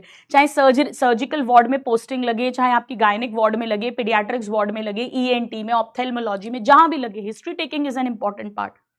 तो उस लेडी ने क्या किया था, वो एक थोड़े छोटे शहर में रहती थी, बहुत ज्यादा एजुकेटेड नहीं थी। उसके एक बार अनवांटेड प्रेगनेंसी हुई, उसको एबॉर्शन करवाना पड़ा, तो उसने दवाई की दुकान वाले से डायरेक्टली जाकर उसको बोला भैया मेरे को कोई गर्भ निरोधन का साधन दे दो, तो उसने उसको गोलियां दे दी। उसने उसको कंबाइंड ओसीपी दे दी जिसमें ईस्ट्रोजन होता है। बॉडी में तो ईस्ट्रोजन बन ही रहा है और ऊपर से हाई ईस्ट्रोजन हो गया। और उसकी मौसी को और नानी को ब्रेस्ट कैंसर की हिस्ट्री थी। बेटा ब्रेस्ट कैंसर जो होता है वो फैमिली में रन करता है मदर की साइड से, मतलब नानी से फिर मौसी या मम्मी में आ जाएगा, फिर उनसे उनकी बेटी, फिर उनकी बेटी, ऐसा बहुत कॉमन होता है। तो जब भी कोई कपल हमारे पास कॉन्ट्रासेप्टिव एडवाइस के लिए आता है तो हम पूछते हैं कि कोई इस तरह के कैंसर की हिस्ट्री तो नहीं है। हम ये भी पूछते हैं कि पहले आपके बच्चा है कि नहीं है, वरना मैंने आपको कल बताया था नली पैरस जिसके एक भी बच्चा नहीं, उसको डायरेक्ट आईयूडी कभी नहीं लगाते हैं, इन्फेक्शन का रिस्क होता है। बच्चे को दूध तो नहीं पिला रही है, एक बच्चा है, छोटा बच्चा है, 3 महीने का, 4 महीने का, बच्चे को दूध तो नहीं पिला रहे हो, उसमें भी ईस्ट्रोजन जो है वो प्रोलैक्टिन लेवल्स को लो कर देता है बेटा, उसमें भी ईस्ट्रोजन नहीं दिया जाता, वहां ओनली प्रोजेस्टेरॉन देंगे। जहां पर ब्रेस्ट कैंसर की हिस्ट्री है वहां भी ओनली प्रोजेस्टेरॉन वाली पिल्स दी जाएंगी। ईस्ट्रोजन अगर हाई हो बेटा तो migraine, liver cancers, heart diseases, ये सब तक कर सकता है। तो अगर किसी लेडी को ऑलरेडी कोई हार्ट की डिजीज है, जैसे मैं हार्ट के हॉस्पिटल में वर्क करती थी, वहां गायनेक सेटअप था हमारा, तो हमारे पास हार्ट पेशेंट्स बहुत आते थे, उन्हें कभी भी आप ईस्ट्रोजन कंटेनिंग कोई भी कॉन्ट्रासेप्टिव एडवाइस नहीं कर सकते। माइग्रेन की हिस्ट्री है उस लेडी को, वाइफ को, लिवर की कोई डिजीज है, कभी ईस्ट्रोजन नहीं दिया जाता। उन केसेस के लिए ही ब्रेस्ट फीडिंग मदर है, कैंसर की हिस्ट्री है, माइग्रेन है, लिवर की डिजीज है, हार्ट डिजीज है, किडनी डिजीज है, उन सब में हम ओनली प्रोजेस्टेरॉन वाला ही हार्मोन देते हैं। या बेस्ट है अगर यहाँ पे डाउट है तो आप बैरियर मेथड उनको एडवाइस करिए फिर। So you know history taking is a very very important part. तो ये सारे पॉसिबल इल इफेक्ट्स या साइड इफेक्ट्स होते हैं। इसके अलावा बेटा जब टैबलेट्स ली जाते हैं, शायद आपने सुना भी हो, तो ऐसा कहते हैं कि गर्भ निरोधक गोली लेने से हॉर्मोन्स वाली थोड़ा वेट गेन हो जाता है। और ये बहुत सारी गर्ल्स की, लेडीज की चिंता होती है जब हम ओसीपीज उन्हें एडवाइस करते हैं कि मैम मेरा वजन बढ़ जाएगा, तो हम उन्हें ये समझाते हैं कि ये पुरानी बातें हैं, अब बहुत लो डोज की बहुत इफेक्टिव पिल्स आ गई हैं जिनसे वेट बहुत कम बढ़ता है।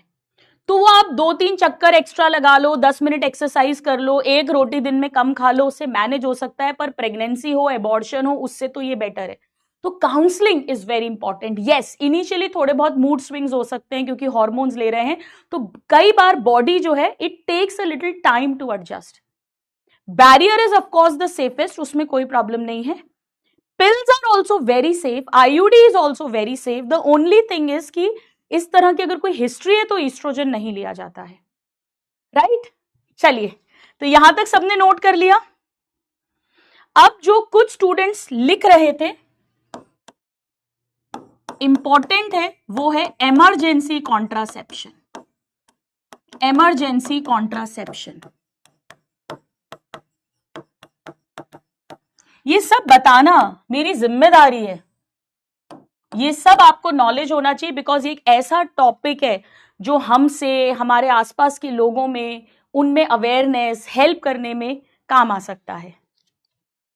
चलिए, अब बेटा इसका नाम है इमरजेंसी। पहले तो एक बात सुन लो ध्यान से, आई पिल का नाम आपने सुना होगा, अनवांटेड 72 का नाम आपने सुना होगा, बड़े बड़े होर्डिंग्स इसके लगे रहते हैं आई पिल के, बड़े बड़े हीरोइंस ने इसको एंडोर्स करा है और इसीलिए ये बहुत फेमस हो गए हैं। और बेटा ये इमरजेंसी है, डॉक्टर साइंटिस्ट ऐसे ही इसको इमरजेंसी कॉन्ट्रासेप्टिव नहीं बोल रहे हैं। इसको रेगुलर में क्यों नहीं रखा? लोगों ने क्या करा है, लड़कियों ने आजकल इसको रेगुलर कॉन्ट्रासेप्शन की तरह यूज कर लिया। जब भी सेक्सुअल कॉइटस हुआ आई पिल खा लेते हैं, अगर लगता है प्रेगनेंसी का टेंशन है तो। बेटा इसका नाम इमरजेंसी किसी कारण से है। अगर कोई गर्ल, कोई फीमेल रेगुलरली सेक्सुअली एक्टिव है तो उसे कोई ना कोई रेगुलर कॉन्ट्रासेप्शन यूज करना चाहिए, जो हमने अभी तक पढ़ा है, टू अवॉइड प्रेगनेंसी। ये इमरजेंसी में ही लेना चाहिए। क्यों, वो भी अभी बताऊंगी।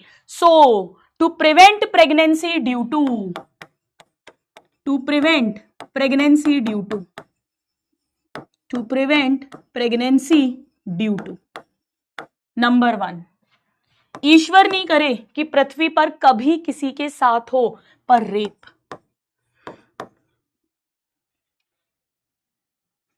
A female is being raped and she is afraid of getting pregnant now. Ovulation के आसपास का टाइम था, वहां पर ये दी जाएगी। मतलब ये पढ़ते हुए भी रूह कांपती है, पर एक बार बताना पड़ेगा। या कॉन्ट्रासेप्टिव फेलियर, कोई कपल है रेगुलर कॉन्ट्रासेप्शन यूज कर रहे थे, पर बाय चांस वो लेडी जो है एकदम से ब्लीडिंग हुई, कॉपर्टी निकल गई, उसको पता ही नहीं चला, या कॉन्डोम था रप्चर हो गया, या ओसीपी थी वो 2-3 बार भूल गई। इस तरह का अगर कोई फेलियर है और प्रेगनेंसी का चांस लग रहा है तो इमरजेंसी कॉन्ट्रासेप्शन। या कैजुअल अनप्रोटेक्टेड कॉइटस, अनप्रोटेक्टेड मतलब बिना कोई कॉन्ट्रासेप्शन के कॉइटस अगर हो गया बाय चांस, रेगुलर नहीं बेटा, रेगुलर नहीं, अगर रेगुलरली कोई कॉइटस कर रहा है, मतलब कोई सेक्सुअली एक्टिव है, रिलेशनशिप में है, तो they must go for some regular contraception, otherwise this becomes very harmful later on. अब इसमें क्या किया जाता है, इसमें या तो ओनली प्रोजेस्टेरॉन वाले ओरल कॉन्ट्रासेप्टिव पिल्स देते हैं, या कंबाइंड ईस्ट्रोजन प्लस प्रोजेस्टेरॉन वाली ओसीपीज देते हैं। या आप कहोगे ये तो गुरुमा रेगुलर वाली है, हां अभी बताती हूं ना डिफरेंस आपको। या हार्मोन वाला आईयूडी लगा देते हैं, आईयूडी इंसर्शन। और ये सब कुछ जब भी सेक्सुअल कॉइटस हुआ है उसके 72 घंटे के अंदर अंदर। बेटा 24 घंटे का मतलब होता है एक दिन, 48 आवर्स का मतलब होता है 2 डेज, और 72 आवर्स का मतलब है 3 दिन। यानी अगर 1 जनवरी को उनका कॉइटस हुआ है जहां उन्हें डर लग रहा है शायद प्रेगनेंसी हो सकती है, तो 1 जनवरी, 2 जनवरी या 3 जनवरी के अंदर अंदर इनमें से कुछ एक चीज की जाएगी। तो ये बहुत ज्यादा इंपॉर्टेंट है, इस पर क्वेश्चन आता है विद इन 72 आवर्स ऑफ कॉइटस। यानी विद इन 72 आवर्स आफ्टर कॉइटस, तभी तो अनवांटेड 72 उसका नाम होता है, विद इन 72 आवर्स। अब ये वर्क कैसे करती है वो आपको समझाती हूं मैं, जो आउट ऑफ एनसीईआरटी है, बाकी सब तो एनसीईआरटी में है। एक्चुअली चाहे आप कोई भी गोली दें प्रोजेस्टेरॉन की या ओसीपी कंबाइंड वाली, इसकी 3 4 5 गोली इकट्ठी दी जाती है, तो ढेर सारा प्रोजेस्टेरॉन दे रहे हो बेसिकली आप, जितना आप नॉर्मल गोली में होता उससे भी ढेर सारा प्रोजेस्टेरॉन, तो एकदम से एलएच सप्रेस होता है और ओव्यूलेशन नहीं होता है। सो इट प्रिवेंट और डिले ओव्यूलेशन। ये बात एनसीईआरटी में नहीं दी है, पर क्वेश्चन पूछा गया है। This is out of NCERT how it works. आप 3 4 5 गोली एक साथ दे देता है जो डॉक्टर है, तो एकदम से प्रोजेस्टेरॉन बहुत हाई होता है, जिससे एलएच एकदम सप्रेस होता है और ओव्यूलेशन नहीं होता। और जब ओव्यूलेशन ही नहीं होगा बेटा, हीरोइन पहुंचेगी ही नहीं, तो फर्टिलाइजेशन भी नहीं होगा, और जब फर्टिलाइजेशन ही नहीं होगा, जाइगोट नहीं बनेगा, एम्ब्रियो नहीं बनेगा, इम्प्लांटेशन नहीं होगा, तो प्रेगनेंसी भी नहीं होगी। This is how it works. 72 hours लिखते हैं, टैबलेट 72 घंटे के अंदर अंदर, और आईयूडी एक्चुअली 5 दिन के अंदर अंदर लगाना होता है, बट आप नहीं भी याद रखोगे इतना चलेगा। जैसा कि आप लोगों ने बताया था, आई पिल के नाम से या अनवांटेड 72 के नाम से इसकी मार्केटिंग करी गई है, बहुत फेमस है बेटा। ये सिर्फ इमरजेंसी में ही लेनी चाहिए, ये बात ध्यान रखिएगा। और ऐसा क्यों? एक्चुअली इसमें इतना हाई डोज में प्रोजेस्टेरॉन देते हैं, या अगर ईस्ट्रोजन प्रोजेस्टेरॉन भी देते हैं, तो एंडोमेट्रियम भयंकर झड़ती है, काफी ब्लीडिंग होती है। तो कभी कभी एंडोमेट्रियम, अगर इसको रेगुलर यूज करेंगे तो एंडोमेट्रियम पर इतना लोड पड़ता है कि जब एक्चुअली प्रेगनेंसी चाहिए ना, तो एंडोमेट्रियम प्रोलिफरेट सिक्रीटरी बनी नहीं पाती है, एंडोमेट्रियम डैमेज हो जाती है। ऐसा समझ लो आप, बार बार बार बार बार बार ये गोली लेने से, इतना हाई प्रोजेस्टेरॉन लेने से। So it is emergency, it is called emergency contraception for some reason. और मैं ये गर्ल्स को हमेशा इस चीज के लिए जरूर काउंसिल करती हूं कि if you are sexually active, you have to go for a regular contraception. Don't depend on emergency contraception. They could be very harmful if taken multiple times. When you will be needing the pregnancy, then it will cause a great problem. बहुत दिक्कतें हो जाती हैं, menstrual cycles irregular हो सकती है, menstrual problems हो सकती हैं, bleeding एकदम कम हो सकती है, bleeding बहुत heavy हो सकती है, आगे पता पड़ा implantation ही नहीं हो रहा, pregnancy नहीं हो रही है, बहुत सारी problems होती हैं। Morning after pill भी यही है बेटा। Morning after मतलब coitus के अगले दिन सुबह आप ये गोली ले लो, वो भी यही है। Morning after pill is also emergency contraception.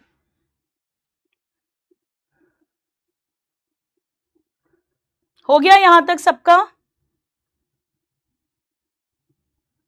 चलिए अब आइए बेटा, ये आपकी एनसीईआरटी से मैंने सब पढ़ा दिया है। अब ये भी हो गया, ये भी सारा हो गया। ये डायग्राम्स आपको समझ आ ही जाएंगे। यहां पे आप देख सकते हो वासा डिफरेंस को टाई कट किया है, यहां फैलोपियन ट्यूब्स को, और बायलेटरल करा है, दोनों तरफ करा है। नाउ ये भी बता दिया मैंने कैसे करते हैं। ये सारी आज रीड करना बेटा, एक एक चीज मैंने ऑलरेडी लिखवा दी है, इसके साइड इफेक्ट्स, इल इफेक्ट्स भी लिखवा दिए हैं। अब प्लीज नेक्स्ट हेडिंग डालिएगा एमटीपी। नेक्स्ट हेडिंग डालो एमटीपी।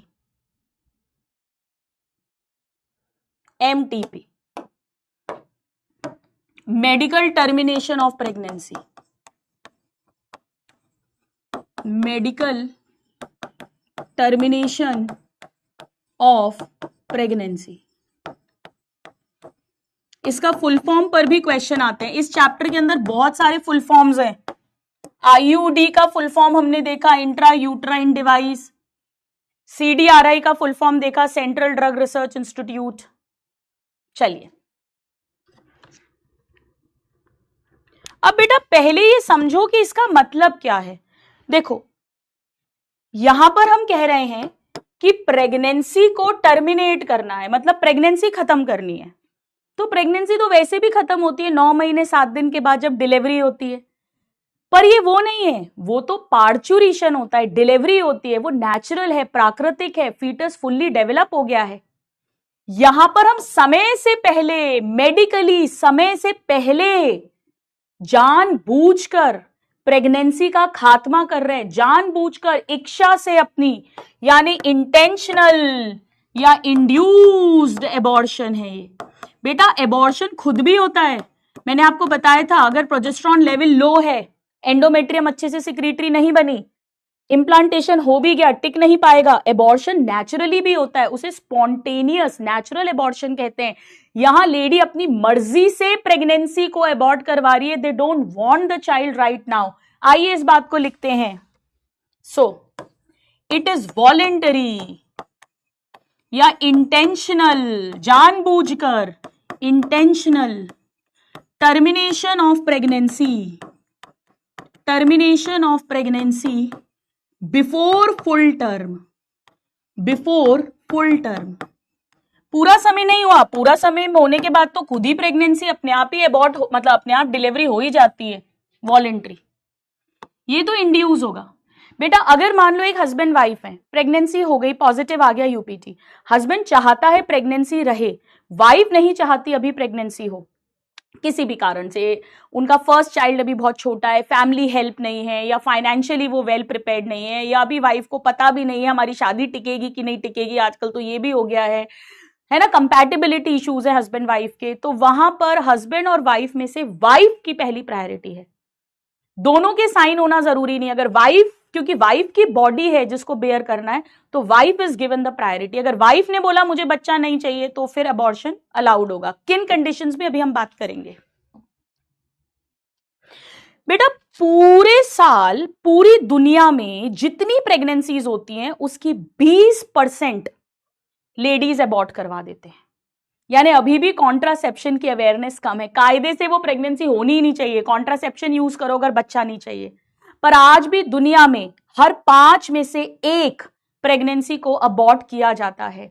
और टोटल अगर हम देखें तो 4.5 करोड़ से 5 करोड़, यानी 45 मिलियन से 50 मिलियन MTPs करवाई जाती हैं पर ईयर, एक साल में। इसे पर मंथ लिख देंगे रॉन्ग हो जाएगा, पूरी दुनिया में, ऑल ओवर द वर्ल्ड। इसे इन इंडिया लिख देंगे तो रॉन्ग हो जाएगा। पूरी दुनिया में बेटा 4.5 करोड़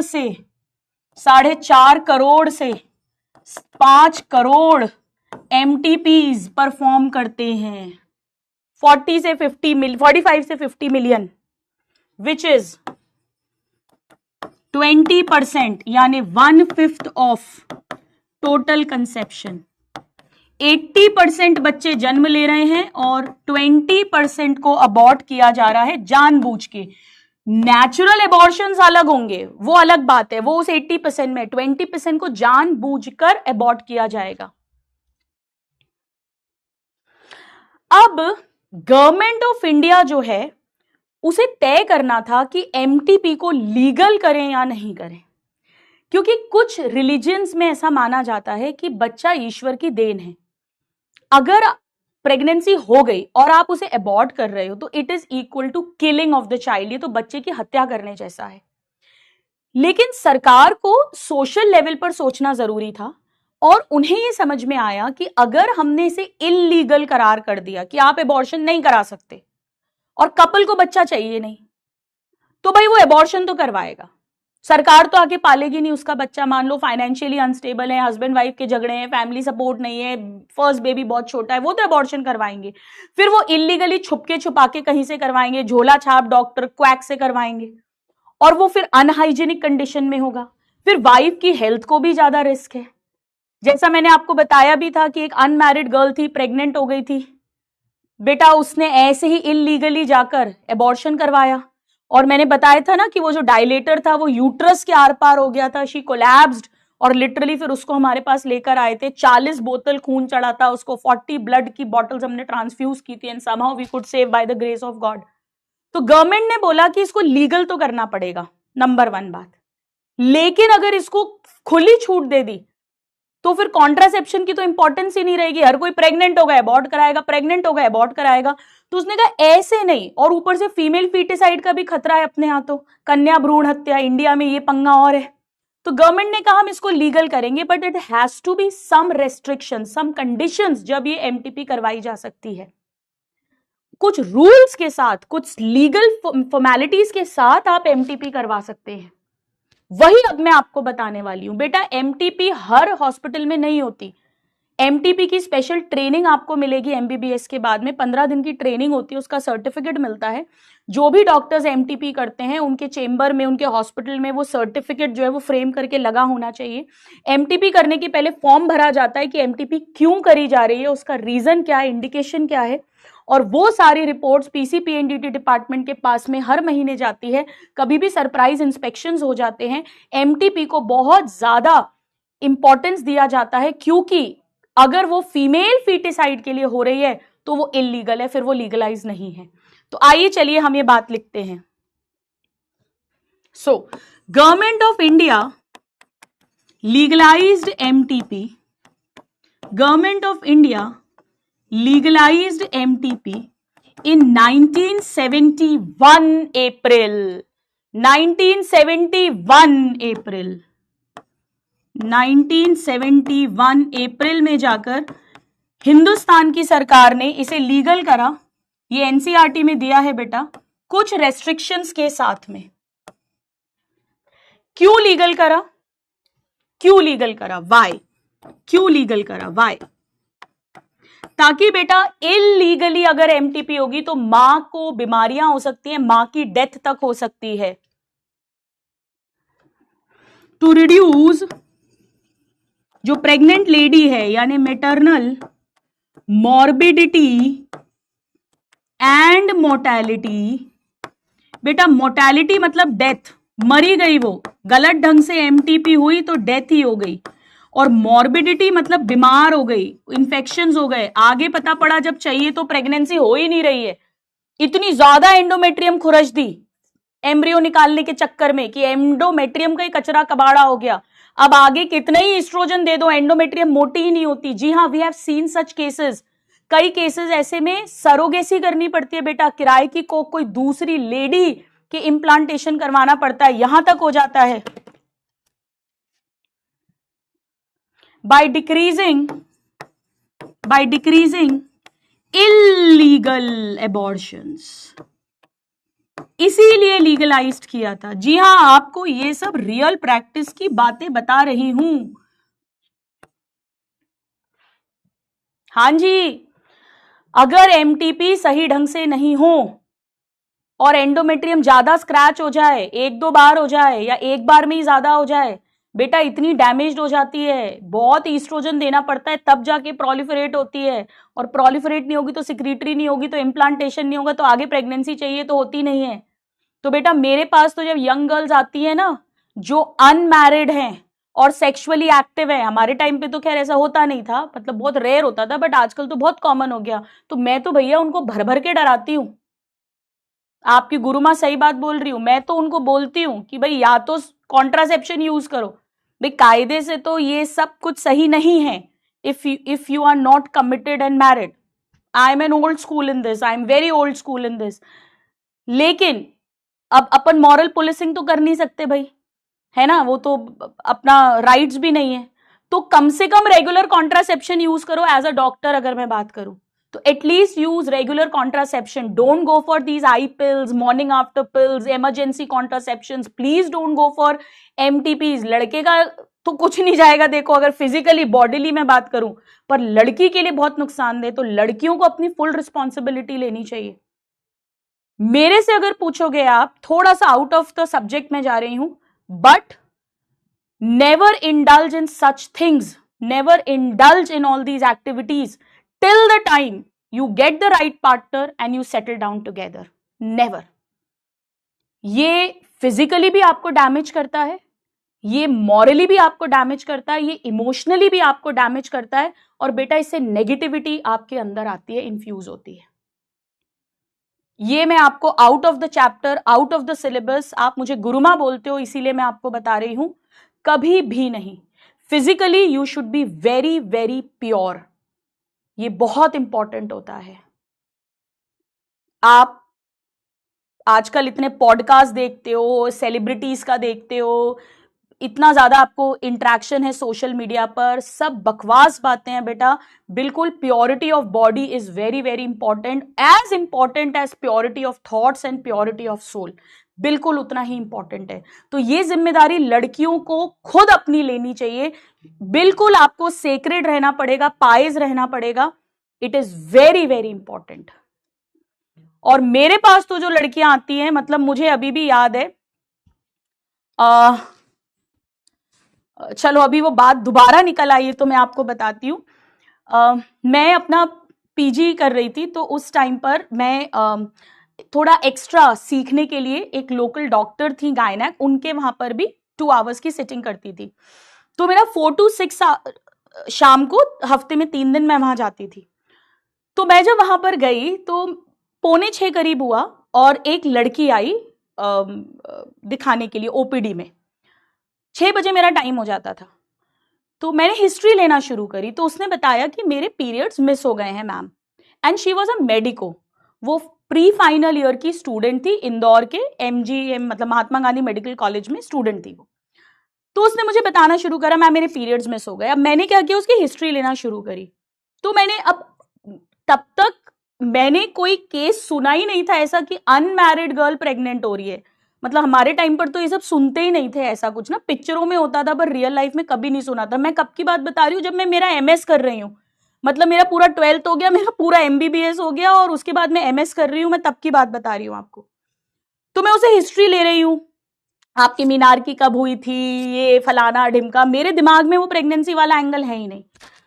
तो 4-5 मिनट तक मैं हिस्ट्री लेती रही, क्योंकि उसमें हमें साथ में डायग्नोसिस दिमाग में चलाना पड़ता है। फिर जो हेड होती है उनके पास हमको हिस्ट्री और डायग्नोसिस लेके जाना पड़ता है।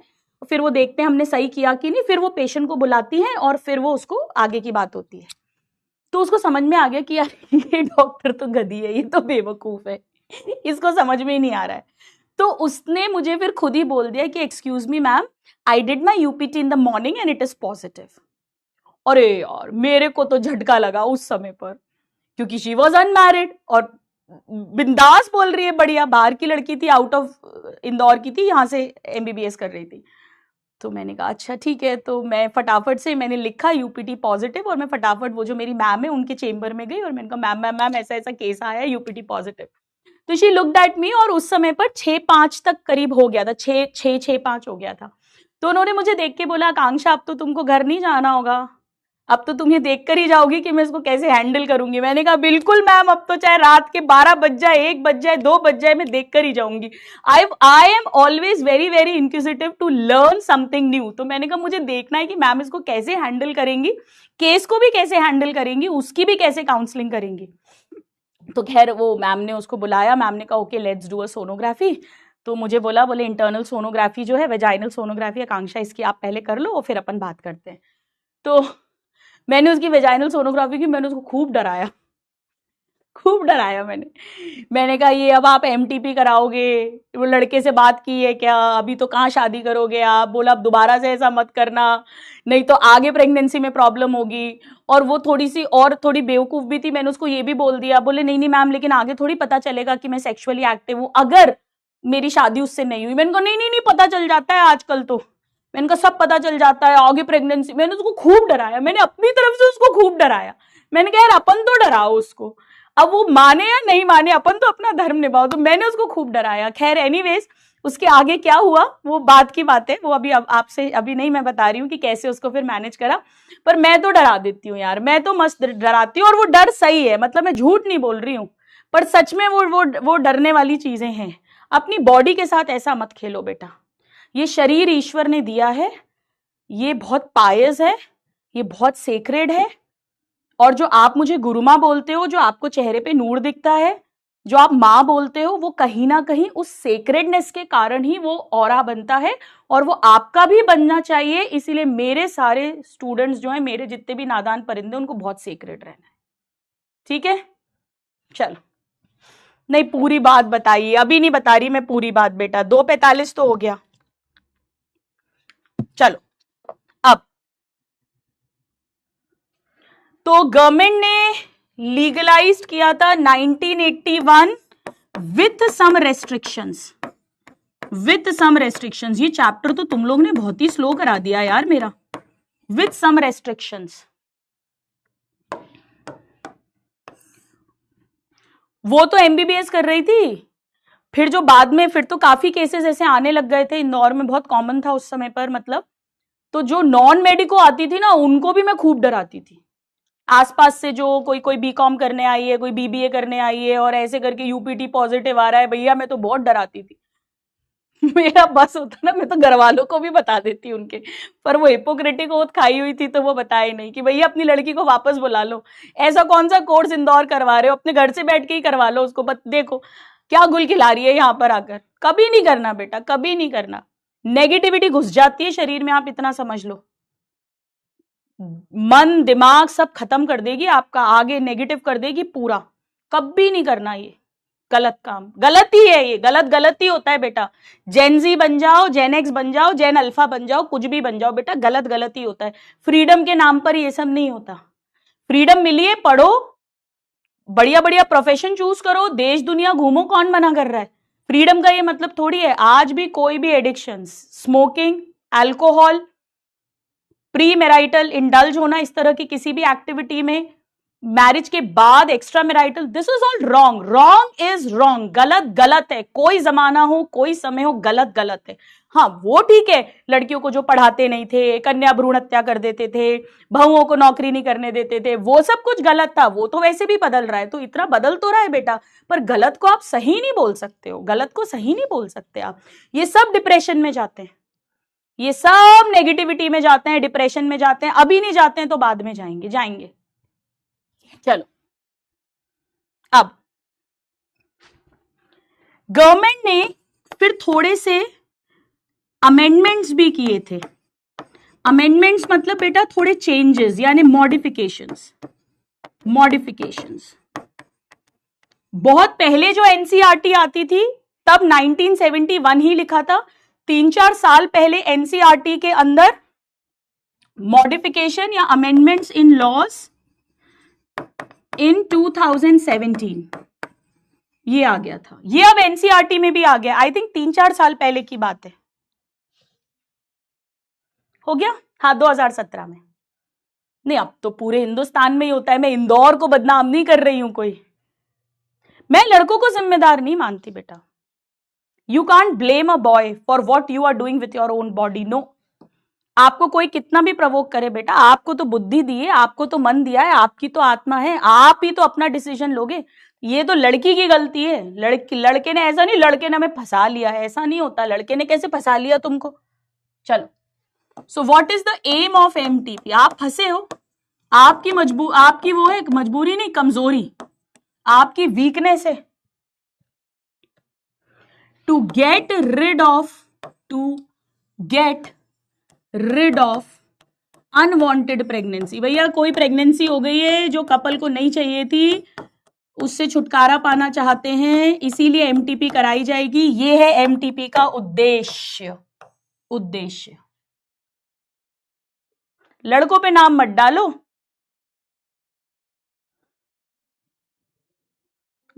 अपनी जिम्मेदारी है बेटा, अपने जमीर की जिम्मेदारी अपनी होती है, दूसरे की नहीं होती है।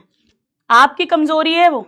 चलिए, now this is often misused with amniocentesis. याद है मैंने आपको बताया था बेटा कि पहले चेक कर लेते हैं एमनियोसेंटेसिस से कि फीटस मेल है या फीमेल है, और अगर फीमेल फीटस है तो मिसयूज करेंगे, इसका मिसयूज, गलत यूज करेंगे और एबॉर्शन कर देंगे। तो एमनियोसेंटेसिस जो है इससे डिटरमाइन करेंगे सेक्स ऑफ फीटस, क्योंकि XX है या XY है वो पता चल जाएगा। और जब एक बार वो पता चल जाएगा, अगर फीमेल फीटस हुआ, if female foetus, then amniocentesis is followed by MTP, abortion करवा देना। फीमेल फीटस है तो followed by MTP, but this is not legal. याद है, फीमेल फीटिसाइड, इसीलिए गवर्नमेंट ने, मैंने आपको बताया भी था कि एमनियोसेंटिस पर भी स्टैचुरी बैन लगाया है। सिचुएशनल ही हम एमनियोसेंटिसिस कर सकते हैं, राइट इंडिकेशंस होने पर ऐसी कोई भी एमनियोसेंटिसिस नहीं करवा सकता।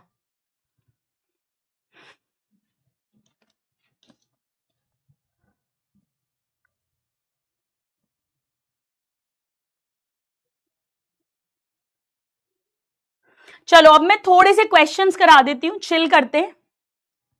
ये एमटीपी करने के लिए क्या रेस्ट्रिक्शंस हैं, कब एमटीपी कर सकते हैं, कितने वीक्स की प्रेगनेंसी पे एमटीपी कर सकते हैं, कितने डॉक्टर्स की राय जरूरी है, वो सब कुछ मैं नेक्स्ट क्लास में बताऊंगी। थोड़ा सा स्लो चल रहा है पर कोई बात नहीं, आपको मजे आ रहे हैं ना पढ़ने में, ये बताओ, क्योंकि ये एग्जाम्पल्स के थ्रू क्या याद बहुत अच्छे से हो जाता है।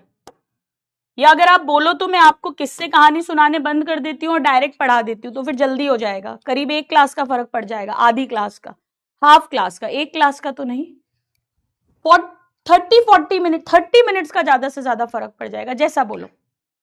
चलो करो, क्वेश्चन भी सॉल्व करो।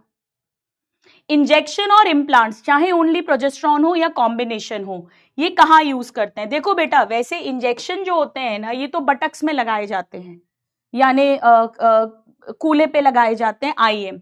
लेकिन अभी ये इम्प्लांट्स की भी बात कर रहे हैं, तो ये स्किन में लगाए जाते हैं। स्किन में कहां पे? यहां पे, इधर इधर लगाए जाते हैं, under the skin. Actually skin नहीं, अंडर द स्किन। 82% ने सही आंसर किया है, वेरी गुड बेटा। चलो नेक्स्ट क्वेश्चन। चलिए, आधे घंटे का भी मुश्किल से फर्क नहीं पड़ता, मैक्सिमम बता रही हूं। चलो,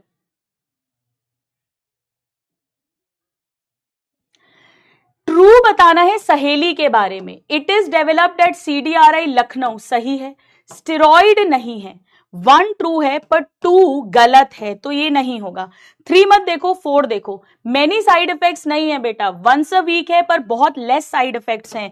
4 रॉन्ग है, जरूर ये करेक्ट होगा। हाई कॉन्ट्रासेप्टिव वैल्यू यानी वेरी इफेक्टिव है और वेरी फ्यू साइड इफेक्ट्स हैं, तो 1, 3, 5 एंड 6 यानी बी आंसर आ जाएगा। 60% ने एकदम सही बताया है। चलिए नेक्स्ट क्वेश्चन, आया हुआ क्वेश्चन है बेटा, PYQ, करिए ट्राई।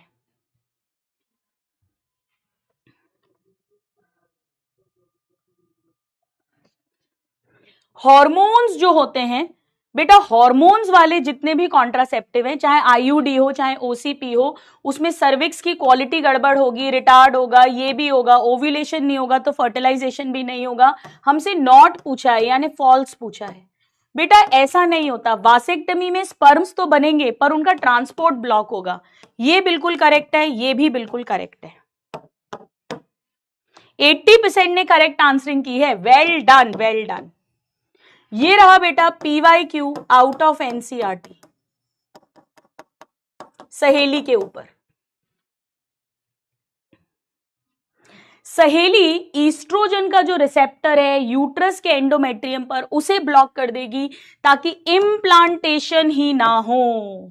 फर्टिलाइजेशन तो होगा, कॉर्पस ल्यूटियम बनेगा, लेकिन ये नहीं होगा। 85% ने करेक्ट आंसरिंग की है।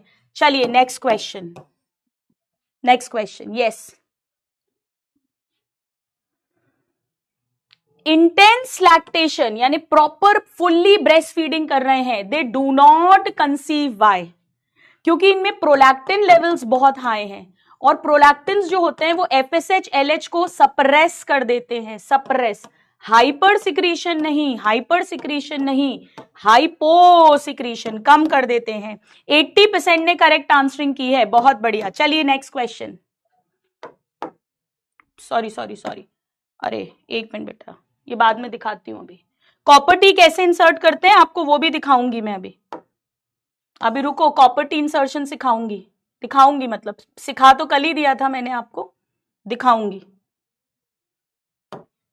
पीरियोडिक एब्स्टिनेंस में 10 से 17th डे तक साथ नहीं रहते हैं at the time of ovulation. 85% ने करेक्ट आंसरिंग की है।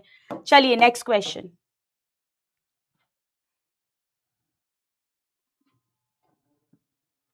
ओरल कॉन्ट्रासेप्टिव पिल्स जब हम लेंगे, कंबाइंड वाली ले चाहे ओनली प्रोजेस्ट्रॉन ले, oogenesis तो होगा बेटा, लेकिन ओव्यूलेशन नहीं होगा और सर्वाइकल म्यूकस जो है वो थिक हो जाएगा। एनसीईआरटी की लाइन है, साथ में यूट्रस भी अनसूटेबल होगा फॉर इम्प्लांटेशन। 97% ने करेक्ट आंसरिंग की है। क्या बात है, क्या बात है, बहुत बढ़िया बेटा। Next question, very good.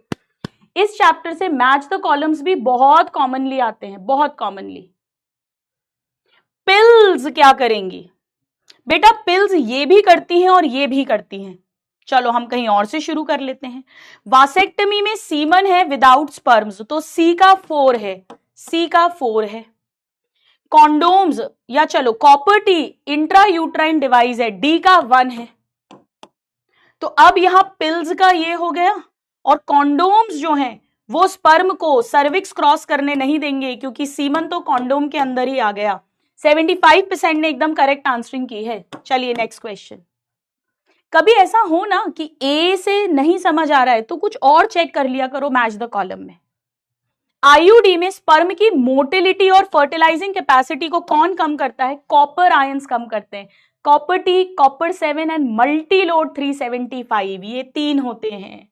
Multiload 375 जरूर याद रखना। 100% ने सही आंसरिंग की है। चलिए नेक्स्ट क्वेश्चन। हमने नेचुरल कॉन्ट्रासेप्शन देखा, आर्टिफिशियल में टेम्पररी देखा, परमानेंट देखा, इमरजेंसी कॉन्ट्रासेप्शन देखा। Diaphragm, cervical caps and vaults ये मेल्स के लिए नहीं है बेटा, यूजेबल हैं बल्कि रीयूजेबल हैं, बार बार यूज कर सकते हैं, पर केवल फीमेल के लिए वर्क करते हैं। कॉन्डोम्स मेल फीमेल दोनों के होते हैं। 97% ने एकदम करेक्ट आंसरिंग की है। नाउ एमटीपी के अंदर बेटा मैंने आपको यहां तक बता दिया है, ये मैं आपको नेक्स्ट क्लास में बताऊंगी, अभी नहीं बताया है। 1 मिनट दो मुझे। अब मैं यहां से कुछ सुनो ध्यान से, ये मैं आपको ना होमवर्क दे रही हूं। मैं आपके लिए सीपीआर भी लेकर आई हूं बेटा, मैं आपके लिए बहुत सारे असर्शन रीजंस आज लेकर आई हूं, बहुत सारे। ये देखो बहुत सारे हैं, रुको।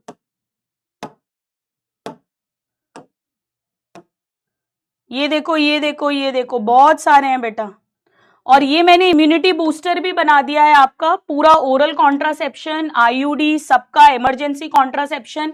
एमटीपी और एसटीआई मैंने अभी पूरा नहीं पढ़ाया है बेटा, इम्यूनिटी बूस्टर ये अभी मैंने पूरा नहीं पढ़ाया, इसको मत लेना आप अभी। आओ आपको कॉपर टी इंसर्शन सिखाती हूं बेटा। चलिए copper T insertion, yes everybody, let's see how copper T works. कैसे इंसर्ट करते हैं मल्टीलोड। मैं शुरू कर रही हूं। देखिए मैंने आपको बताया था इस तरह से कॉपर टी आती है, ये हमने निकाला। ये एक रॉड आती है बेटा, इससे हम लोग पहले चेक करेंगे। ये देखो इस तरह से ये इसके अंदर बंद रहती है, इसके अंदर बंद रहती है। सबसे पहले इस रॉड को हम वेजाइना के थ्रू डालेंगे, सर्विक्स और यूट्रस से होते हुए, और हम चेक करेंगे कि कितनी लेंथ है जहां तक हमें कॉपर टी को पहुंचाना है। तो हम डेप्थ को नाप के इसको वहां तक सेट कर देंगे। अभी आपको दिखाते हैं, इसमें अभी दिखेगा। ये देखिए वेजाइना, सर्विक्स, यूट्रस के थ्रू जहां पर कॉपर टी डालनी है वहां तक मैंने चेक कर लिया है। और अब देखो बेटा इसको खींचना शुरू करा, फिर से देखो एक बार। ये देखिए ये अभी बंद है बेटा, यहां फोकस करो। ये जैसे ही नीचे खींचोगे ये खुल गया, और अब धीरे धीरे धीरे इसको विड्रॉ कर लिया ट्यूब को। ये सेट, ये भी नीचे खींच लिया पूरा ट्यूब, और ये जो धागे निकल रहे हैं वेजाइना के नीचे, अब हम इसे कट कर देंगे। ये कट कर दिया। This is how we do copper T या मल्टीलोड 375, या इवन हार्मोनल वाले जो होते हैं मिरेना वगैरह, वो सब भी ऐसे ही डाले जाते हैं, कॉमन तरीका है। चलिए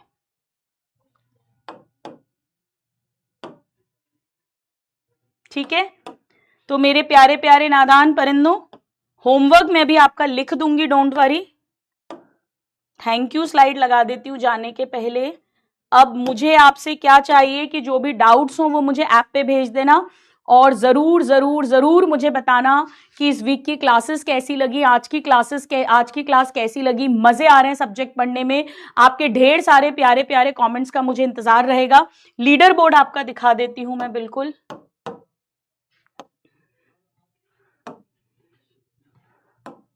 सो आज 10 आउट ऑफ 10 है रिद्धि और मोहम्मद के, और बाकी 9 आउट ऑफ 10 भी हैं। बहुत बढ़िया।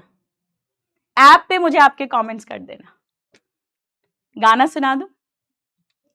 चलो, 2 दिन से वही गाना चल रहा है मेरे, परसों में ड्राइव पे जा रही थी तब सुना था, तो वही सुना देती हूँ।